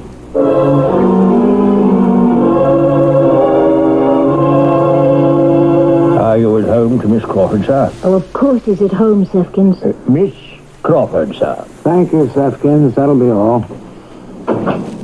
Margaret, you shouldn't do that to poor Sefkins. You know how seriously he takes his job. I don't have much time to waste. Ah, yes, indeed. And yet, isn't time the image of eternity? Oh, stop it. You always have to remind people how learned you are. That's why I divorced you. Well, if memory serves, I divorced you. We decided to part friends. We did have 15 years. And I admit I do have a residue of affection for you. We're still concerned with each other. Are we? For instance, the other night, you sought to warn me. You felt that I'm about to take a disastrous step. You were compelled to dissuade me. And so I have come here to dissuade you. From what? From whatever you propose to do with Perry Gulliver. I don't propose to do anything with Perry Gulliver. That's not true. Every time the two of you put your heads together, it's the beginning of a catastrophe. You never liked Perry. Perry Gulliver is a scoundrel. Why? Because he uses people. He's a thief. I may have lost other people's money on occasion. Including yours. Well, those were the breaks. The risks and chances you take. Perry Gulliver is a thief in his heart. Just exactly what have you come here to tell me? I feel I should warn you. Keep away from Perry. You're always jealous of him. As a matter of fact, you resented all of my friends. Out of the goodness of my heart, I come up here to do you a good turn, and what do I receive? Scorn and abuse. All right. I wash my hands of the entire business. She thinks she has. Little does Margaret know that soon she shall be immersed in this business up to her neck, if not higher. Wilson Crawford, Margaret Constant, and Perry Gulliver, a trio, but they shall become a duo in Act 2. And may we expect a solo in Act 3? Patience, friends, we're getting there. Yes, theoretically, an earthquake of a certain intensity at the right place could carry the state of California into the sea. Read Goodbye, California by Alistair MacLean, the story of a fanatical terrorist whose ability to detonate an atomic bomb gives him the ultimate blackmail weapon, earthquake. An earthquake so monstrous it could mean goodbye, California. The authorities are helpless, but one man alone, a super cop driven by a personal motive, races to meet the terrorist head-on, a race that must be won, or else it's goodbye, California. Read Goodbye, California by Alistair MacLean, a story of daring, danger, and the threat of a doomsday that could happen tomorrow. If you enjoy suspense, get set for a thrilling experience, because you are going to live that experience in Goodbye, California by Alistair MacLean, now in paperback from Fawcett. Every weekend is full of fun at Old Chicago. 40 exciting rides and attractions, including the Double Loop roller coaster, the Windy City Screamer, live shows in the Windy City Disco. And this week, Sunday's not the end of the weekend at Old Chicago. For Lincoln's birthday, Old Chicago will be open Monday, February 12th from 1 to 9 p.m. That's an extra day of fun for the same low admission price. $5.95 for adults, $4.95 for children. Bring the whole family this Monday to the Old Chicago Amusement Park. I-55, Stevenson Expressway, and Route 53, just 35 minutes from downtown Chicago. He's 78 years old. To some, he's a dangerous fanatic. To others, he's genuinely popular and profoundly honest. Judge for yourself as this week Newsweek magazine profiles Iran's mystery man, Ayatollah Khomeini. Newsweek's cover story traces his background, examines his vision of liberty, independence, and resistance to foreign domination. Newsweek also profiles his inner circle of aides and assesses the outlook for compromise or total civil war. Newsweek. Don't go another week without it.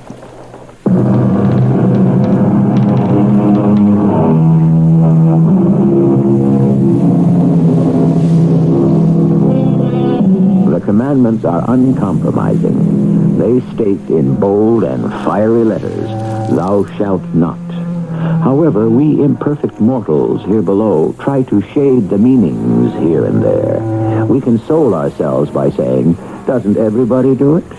Well, whether or not everybody does or doesn't, a gentleman named Wilson Crawford is about to. Now get that, Sefkins. Don't bother. Hello. Wilson? Oh, it's you, Perry. No, weren't you expecting my call? Yes, I suppose I was. Well, I'll drive you to the airport. Can you be downstairs in 10 minutes? Yes, I suppose so. Good, I have your ticket and a package. A rather small one. It should fit into your attaché case. Perry, I don't know... Don't be so nervous. The thing is absolutely ironclad, surefire, and foolproof.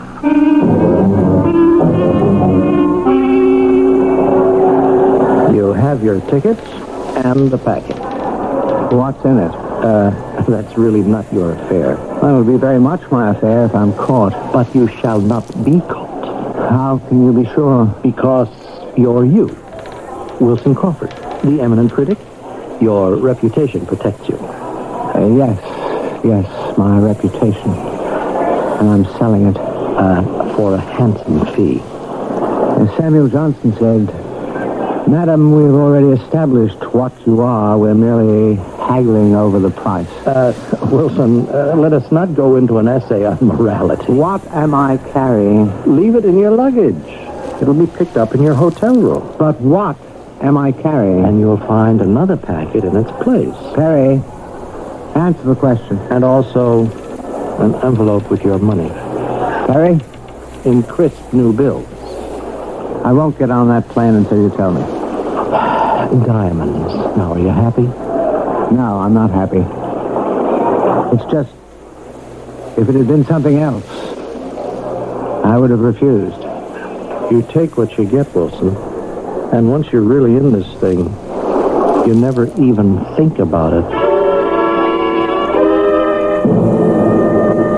And so, I say to you, my accusers, it is you who stand accused. I shall die at the stake, but a purer flame already shines in my heart.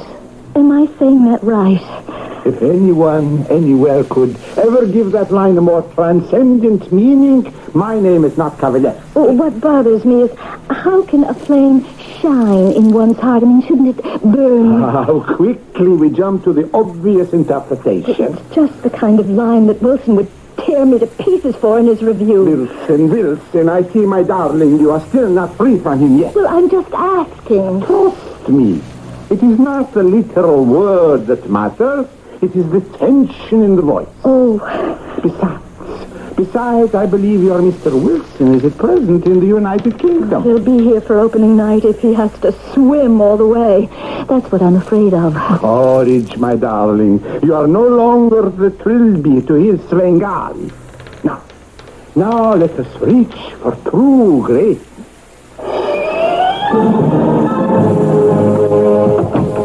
Wilson, you're back. Why didn't you call me?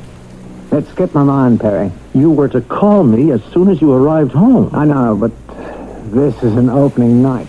You have something to deliver to me? Oh, yes, I suppose I have. You suppose? Yes, an envelope. A very large cellophane envelope. It appeared to contain several pounds of... Well, it looked like sugar. You had no business opening it. No one would pay to smuggle a few pounds of sugar, so I must assume it was a drug. Hand it over. I draw the line at that. So it's just as well. But, well, what is just as well? It's just as well that I lost it.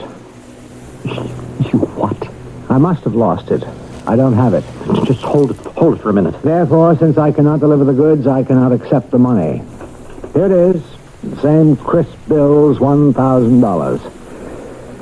Furthermore, Perry, I've decided this isn't for me. Wilson, you had better give me that package. This is morally wrong. How can I do it? Margaret was right about you. Margaret? What does Margaret have to do with it? She smelled a rat long before I did. All she had to do was see us sitting together in that restaurant, and she knew there was trouble. Listen to me. She's right. You are a thief. Well, be one without me. I quit. You can't quit.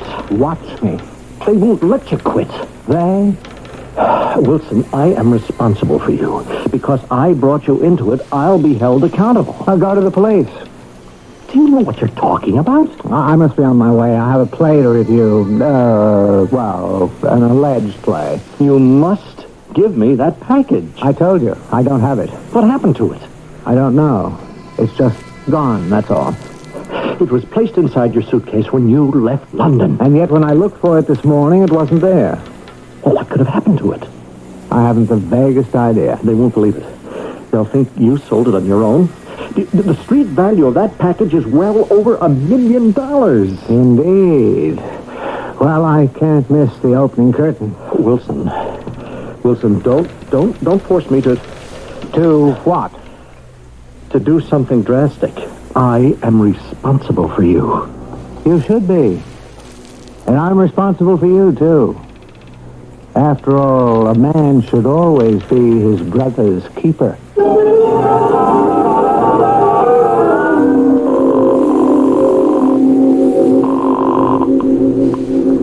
Hello?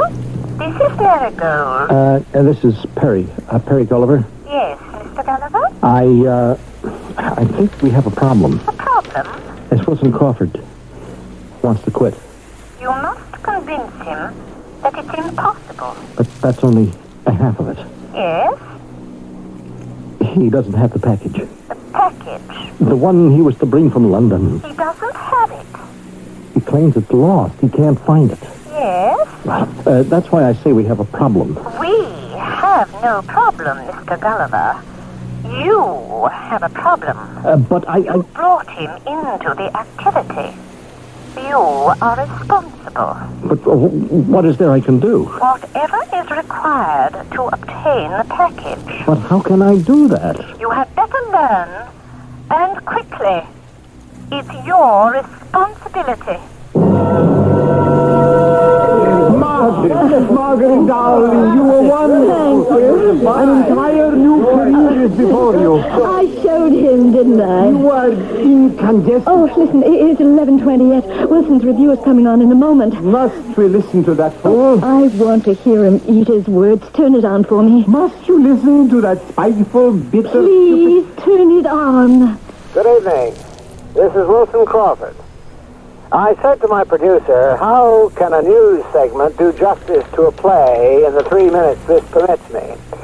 Well, for Joan of Arc, a new drama written and directed by Alexander Kavalevsky, one requires not just 3 minutes, but 3 hours, 3 days. How does one even begin to explore the tortuous reasoning, or lack of it, which prompted so many people to associate themselves with this pathetic, hopeless excursion into banality and futility? How dare you, Wilson? And Margaret Constance as Joan of Arc. She is punished for her hubris. For the first time on stage, she looks her age. I'd kill him. The ludicrous spectacle of this aging woman of the world desperately trying to convince us that she is the chaste, spiritual teenage girl who is filled with the rapture of heavenly voices. Turn it off! He does not deserve to live. I'll kill him with my own hands. Mr. Crawford. What is it, Sapkin? The doorman telephones. Miss Constant is on the way up. Oh, we better lock the door until she cools off a bit. I'm afraid that might not be possible, sir. She may still have her key. I'm afraid she does. Wilson Crawford? Looking for me, Margaret? I'm going to kill you, Wilson. Why? You destroyed me tonight. I would suppose you destroyed yourself. You won't get away with it. You can't deny you were wrong. You heard what I said. I am going to kill you. Go ahead. Kill me or don't kill me, but let's not play another bad scene. You don't believe me. Did you bring along a gun, a knife, poison? How's it going to be? Miss Crawford, you're quite upset, and if you'll pardon my saying... Second, she can't kill me. She didn't come prepared. I could kill you with this. Now, Miss Constance. I bought you this jeweled letter opener. Miss Crawford, please, put that thing Oh, down. let her play the scene, Sefkin. You think this is a joke? It's bad theater. And we must not subject poor Sefkins to a mediocre performance. Sefkins, why don't you go to bed? But, sir, I think we should... Thank you, Sefkins. Good night. Good night, sir. Good night, Miss Constance. And now, dear Margaret, where were we? I'm going to kill you. Not only because of your review tonight, but because of your arrogance. Poor Margaret. You don't believe me. Margaret. Oh. Margaret. Stop that. Let go of that letter opener. I'm going to kill you. Let go, Margaret. You're hurting my arm. Drop it. I hate you. I hate you. I'm sorry, Margaret, but I had to write that review. Oh, you destroyed me. I destroyed a false and ludicrous woman you were trying to be. It was necessary surgery. Who asked you? No one had to ask me. Now you can go back to the Margaret Constant who is true to herself. I never want to see you again, as long as I live.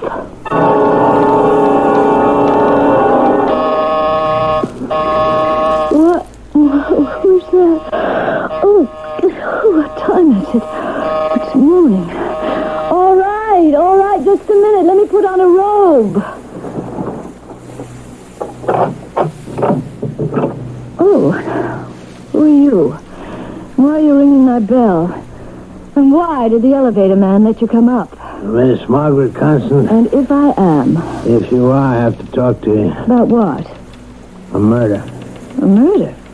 I'm Lieutenant Taplock of the Homicide Division. You wake me up at this ungodly hour of the morning. Don't you people ever sleep? I'm sorry, Miss Constant. Why do you come to me?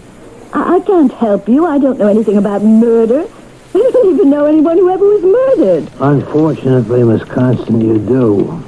Or you did know someone who has just been murdered. Do I? Who? Mr. Crawford. Mr. Wilson Crawford.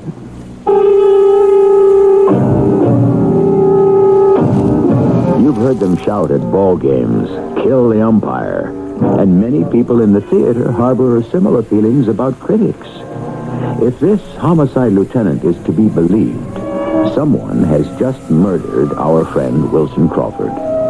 No wonder the police have made a beeline for Margaret Constant's apartment. After all, she made no secret of her feelings concerning Crawford. She's in for rough sledding in Act 3, I can promise you.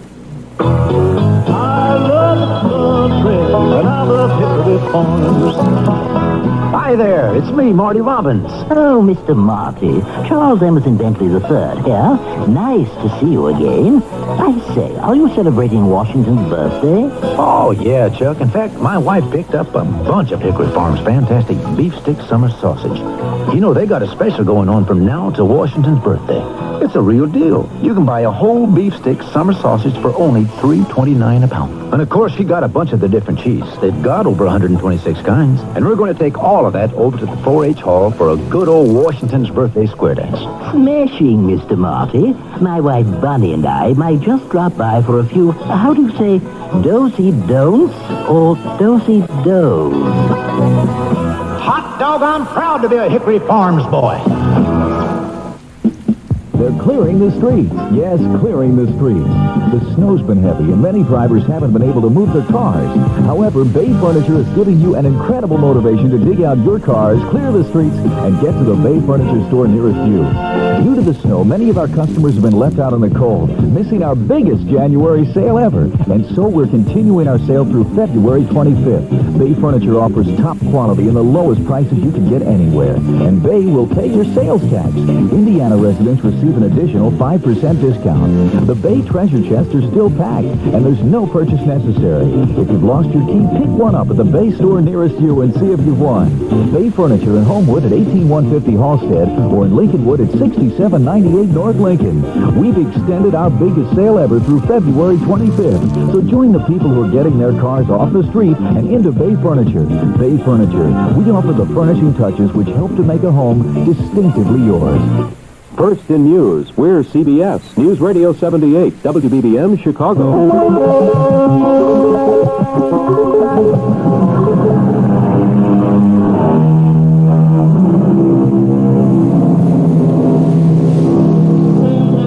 Preserve, said the Roman philosopher, at all times a temperate and pacific posture toward the world. Thus, you shall be spared the storms that constantly buffet the headstrong, the turbulent, and the unruly. Excellent counsel. A wise man does not broadcast any feelings of violence he may harbor against another. Look what's happened to poor Margaret Constant. She kept raging about how she was going to kill Wilson Crawford. So, naturally, when Wilson is murdered, the police do not have far to go. Wilson? Wilson is dead? Yes, Miss Constant. It's impossible. I was with him last night. For how long? Well, it was 5 minutes, more or less. What time? What time? Let's see. I heard the broadcast. It was 11:20. I took a taxi to the apartment. It was 11:45 about. The approximate time of the murder. Who would want to kill Wilson? I am also saying that you were there at about the time of the murder. What? Finally, I'm saying that I should read you your rights as a citizen, and then I must ask you to come downtown.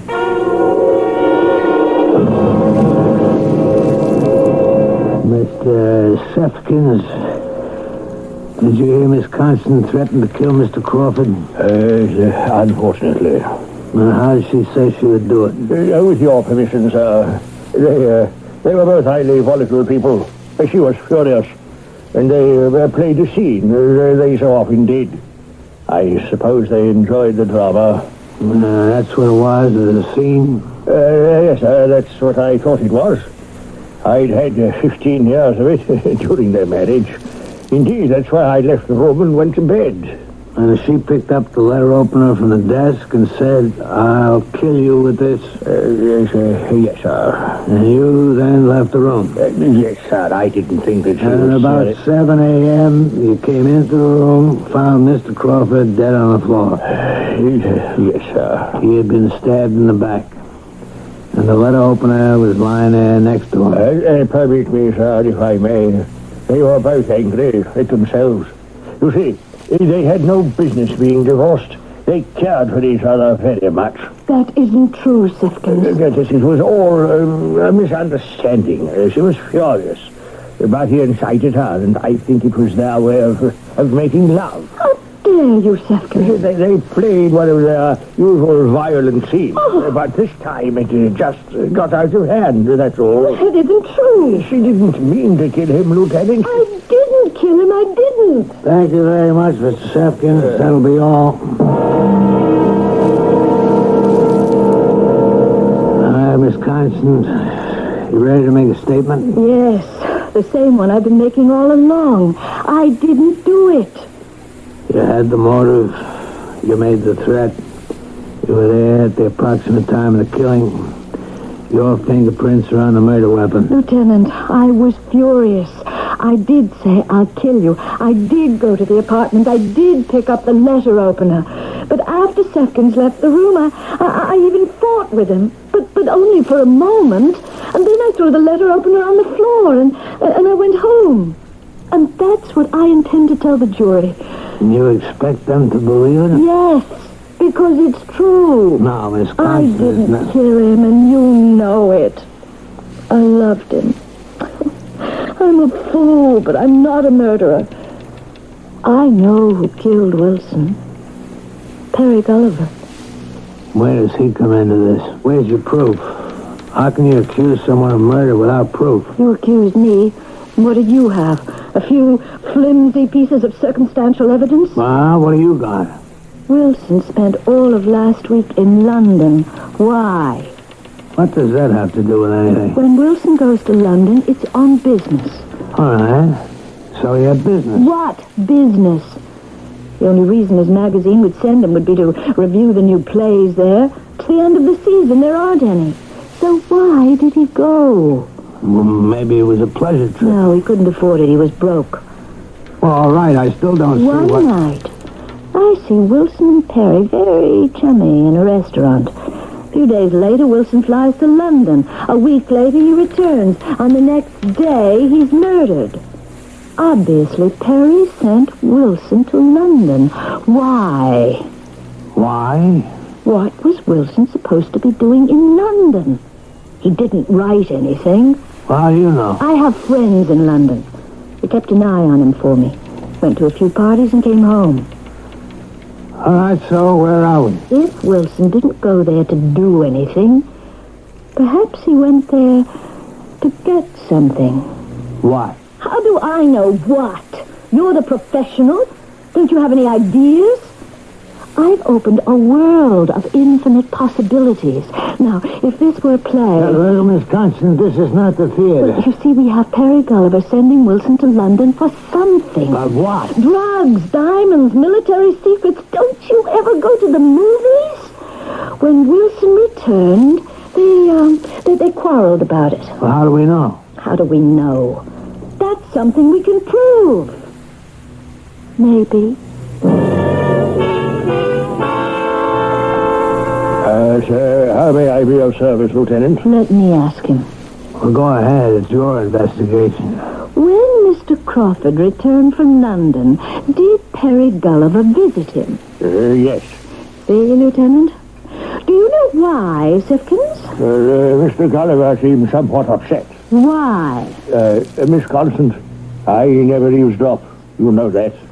Why do you say Mr. Gulliver seemed upset? Yes, well, Lieutenant, as Mr. Gulliver was leaving, I gathered he was angry because Mr. Crawford was supposed to have brought something from London for him. I told you. All right. When Mr. Crawford came home from the airport, did he have his luggage? Yes, sir, his suitcase. Did you unpack it as usual? Yes. First I ran Mr. Crawford's tub, and as he was bathing, I put away his things. Did you notice anything unusual in the suitcase? Unusual? No, sir. Nothing at all? Think, Sifkins. Well, you might call it unusual, but I'd already become used to it. Used to what? The sugar. Sugar? Miss Constance, after you left him, Mr. Crawford developed the oddest habits. He collected sugar. That is, while dining out, he would, loot the sugar containers, take packets of it, and bring them home to me. And he had sugar in his suitcase? Sir, I noticed some of it had spilled. It was in a sort of package. I opened it, and there was rather a large amount. Sugar? Yes, as I said to myself, now this is too much.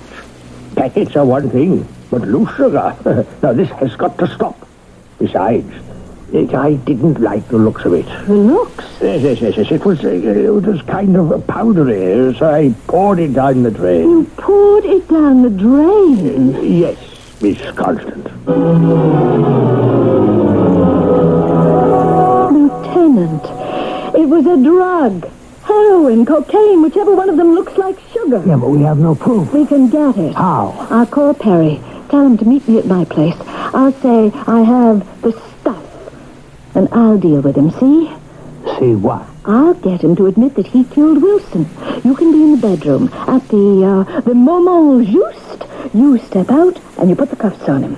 Well, it works okay in those cop shows, but I can't do it. Why not? It's entrapment. It's against the law. I intend to accuse Perry of murder. I intend to tell him why he killed Wilson.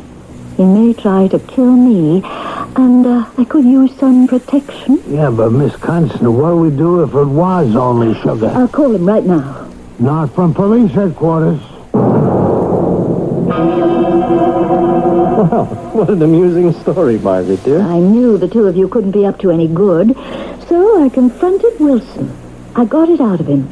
I could get anything out of him. Yes, except a good review, which is why you killed him. I didn't. You did.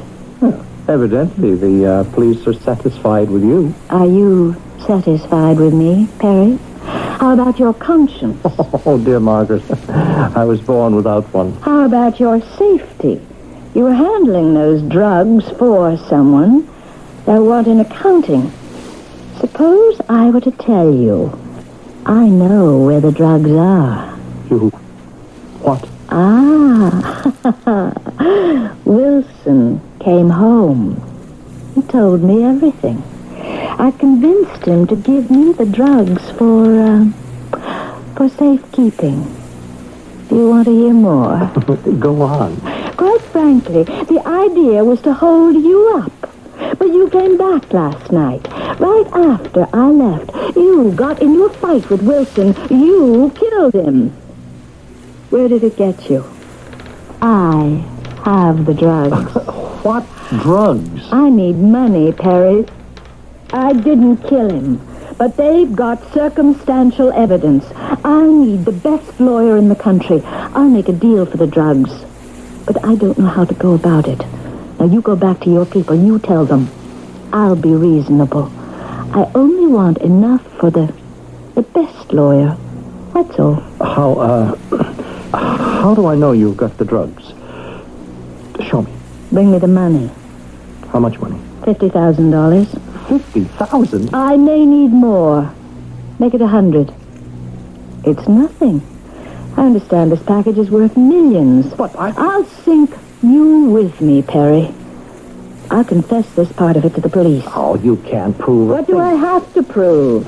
At my trial, I'll insist you killed him for the drugs. The jury won't believe you. Oh, but your friends will. So, do you get me the money? Margaret, A good lawyer gets me a light sentence. You save your own life. It's the best deal you can get. Oh, poor Perry. You really didn't want to kill him, but you were in so deep you couldn't help it. You're not really a killer. A scoundrel, yes, but a killer, no. How was it, Perry? How? Come on. You have to tell it to someone, and you can trust me. What made you do it? He laughed at me. You know Wilson. Yes. Guess he only turned his back on me and he dismissed me. The way he dismissed me. Oh, I was furious. I saw that long, sharp letter opener lying on the floor, but I was cool enough to know what I was doing. I picked it up with my handkerchief, not to get any fingerprints, and I... What did you do? I plunged it into his back. Oh, I'm going to be ill. Catch her. She's going to faint. Catch her. Wait. Oh, who are you? Margaret, who is he? Oh, permit me to introduce you. Perry Gulliver. May I present Lieutenant Toplinger of the New York City Police? Permit me now to function as head of the Department of Loose Ends. Perry Gulliver was convicted of the murder of Wilson Crawford, but he received a lighter-than-average sentence because he was able to give certain information concerning drug smuggling. Lieutenant Toplinger has become an avid theatergoer, and Miss Margaret Constant has become a dedicated amateur detective. They often meet to compare notes. Suppose we meet again in a few minutes. Sinus flares up. I'm clogged up, headaches, my whole face hurts. Help! Set for sign off. Sign off helps relieve your pain, helps clear congestion, ease sinus pressure and postnasal drift. Sign off does it all. Send for sign off. And for the fastest known form of congestion relief, Sign Off Spray. SINEOFF. Sign off. The sinus medicines in the bright red box. Is here. For occasional use only as directed. Gosh, you folks have a beautiful 10. You must have had a great foreign vacation. It was terrible. The inspector took away my teddy bear stuffed with straw. Sir, why would he do that? I don't know. It's because certain agricultural items are prohibited. They could bring a disease or pest to the U.S. that could start an epidemic. Gosh. Even one could. Did you say pest? Yes. Then why didn't he confiscate you? Even one can hurt. Right for traveler's tips. Know the law. Write Traveler's Tips, USDA, Washington 20250. In Chicago, nobody does it better than Channel 2 News. Bill Curtis, Walter Jacobson, and a hard-hitting, award-winning staff of reporters who hustle, probe, constantly update the day's events, covering Chicago better than anyone else. Channel 2 News at 5, 6, and 10. Nobody does it better.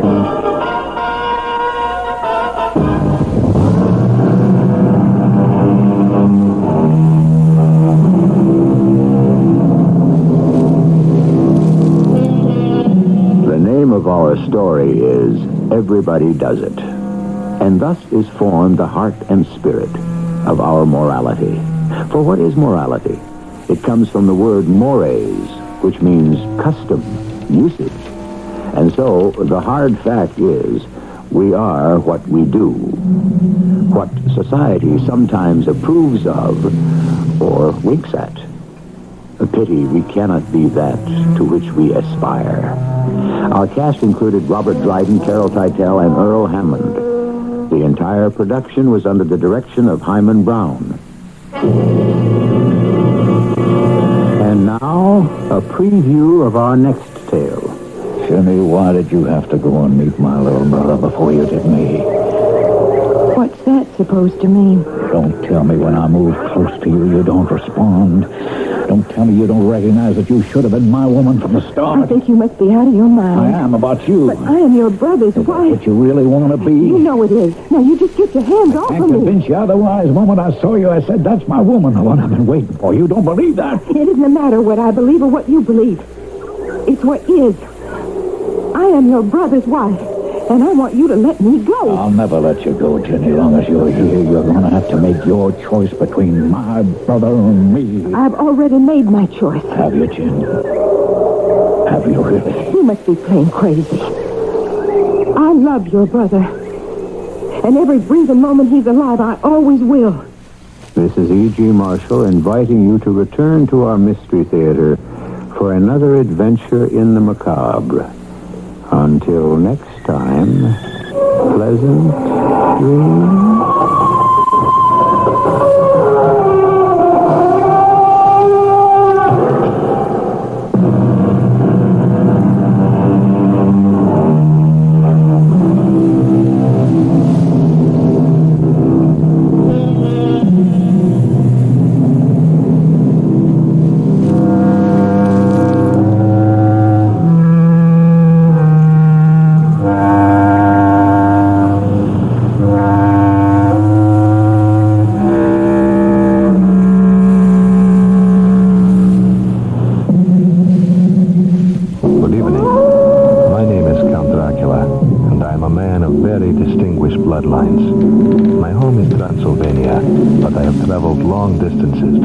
Of good taste. I will be in town, starring in the Broadway spectacular Dracula. Meet me there in the dark.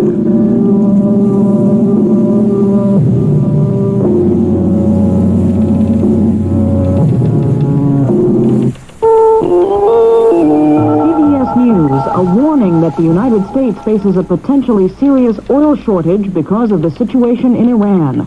I'm Deborah Potter reporting on the CBS Radio Network. Energy Secretary James Schlesinger says if the shutdown of oil production in Iran continues, Americans should prepare for some sacrifices.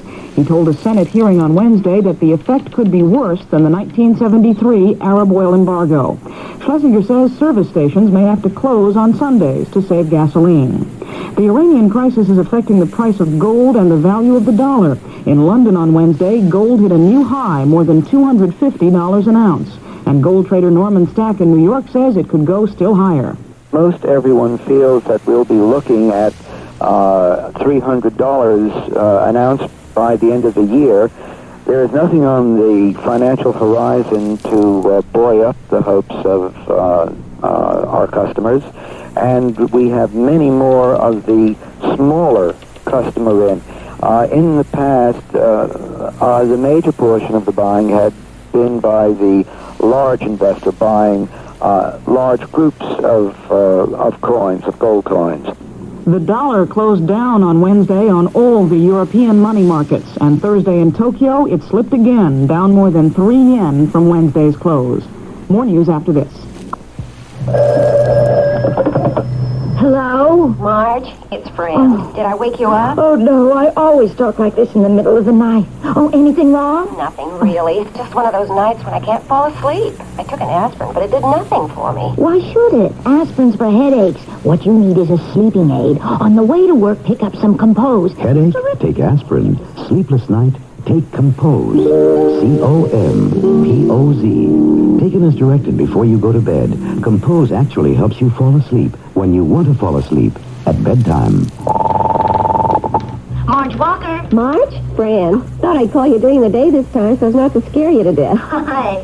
How'd the Compose work? Great. I don't get sleepless nights often, but if I do again, Compose is what I'll take. Headache? Take aspirin. Sleepless night? Take Compose. Compoz. Take only as directed. Compose is available at all drug counters.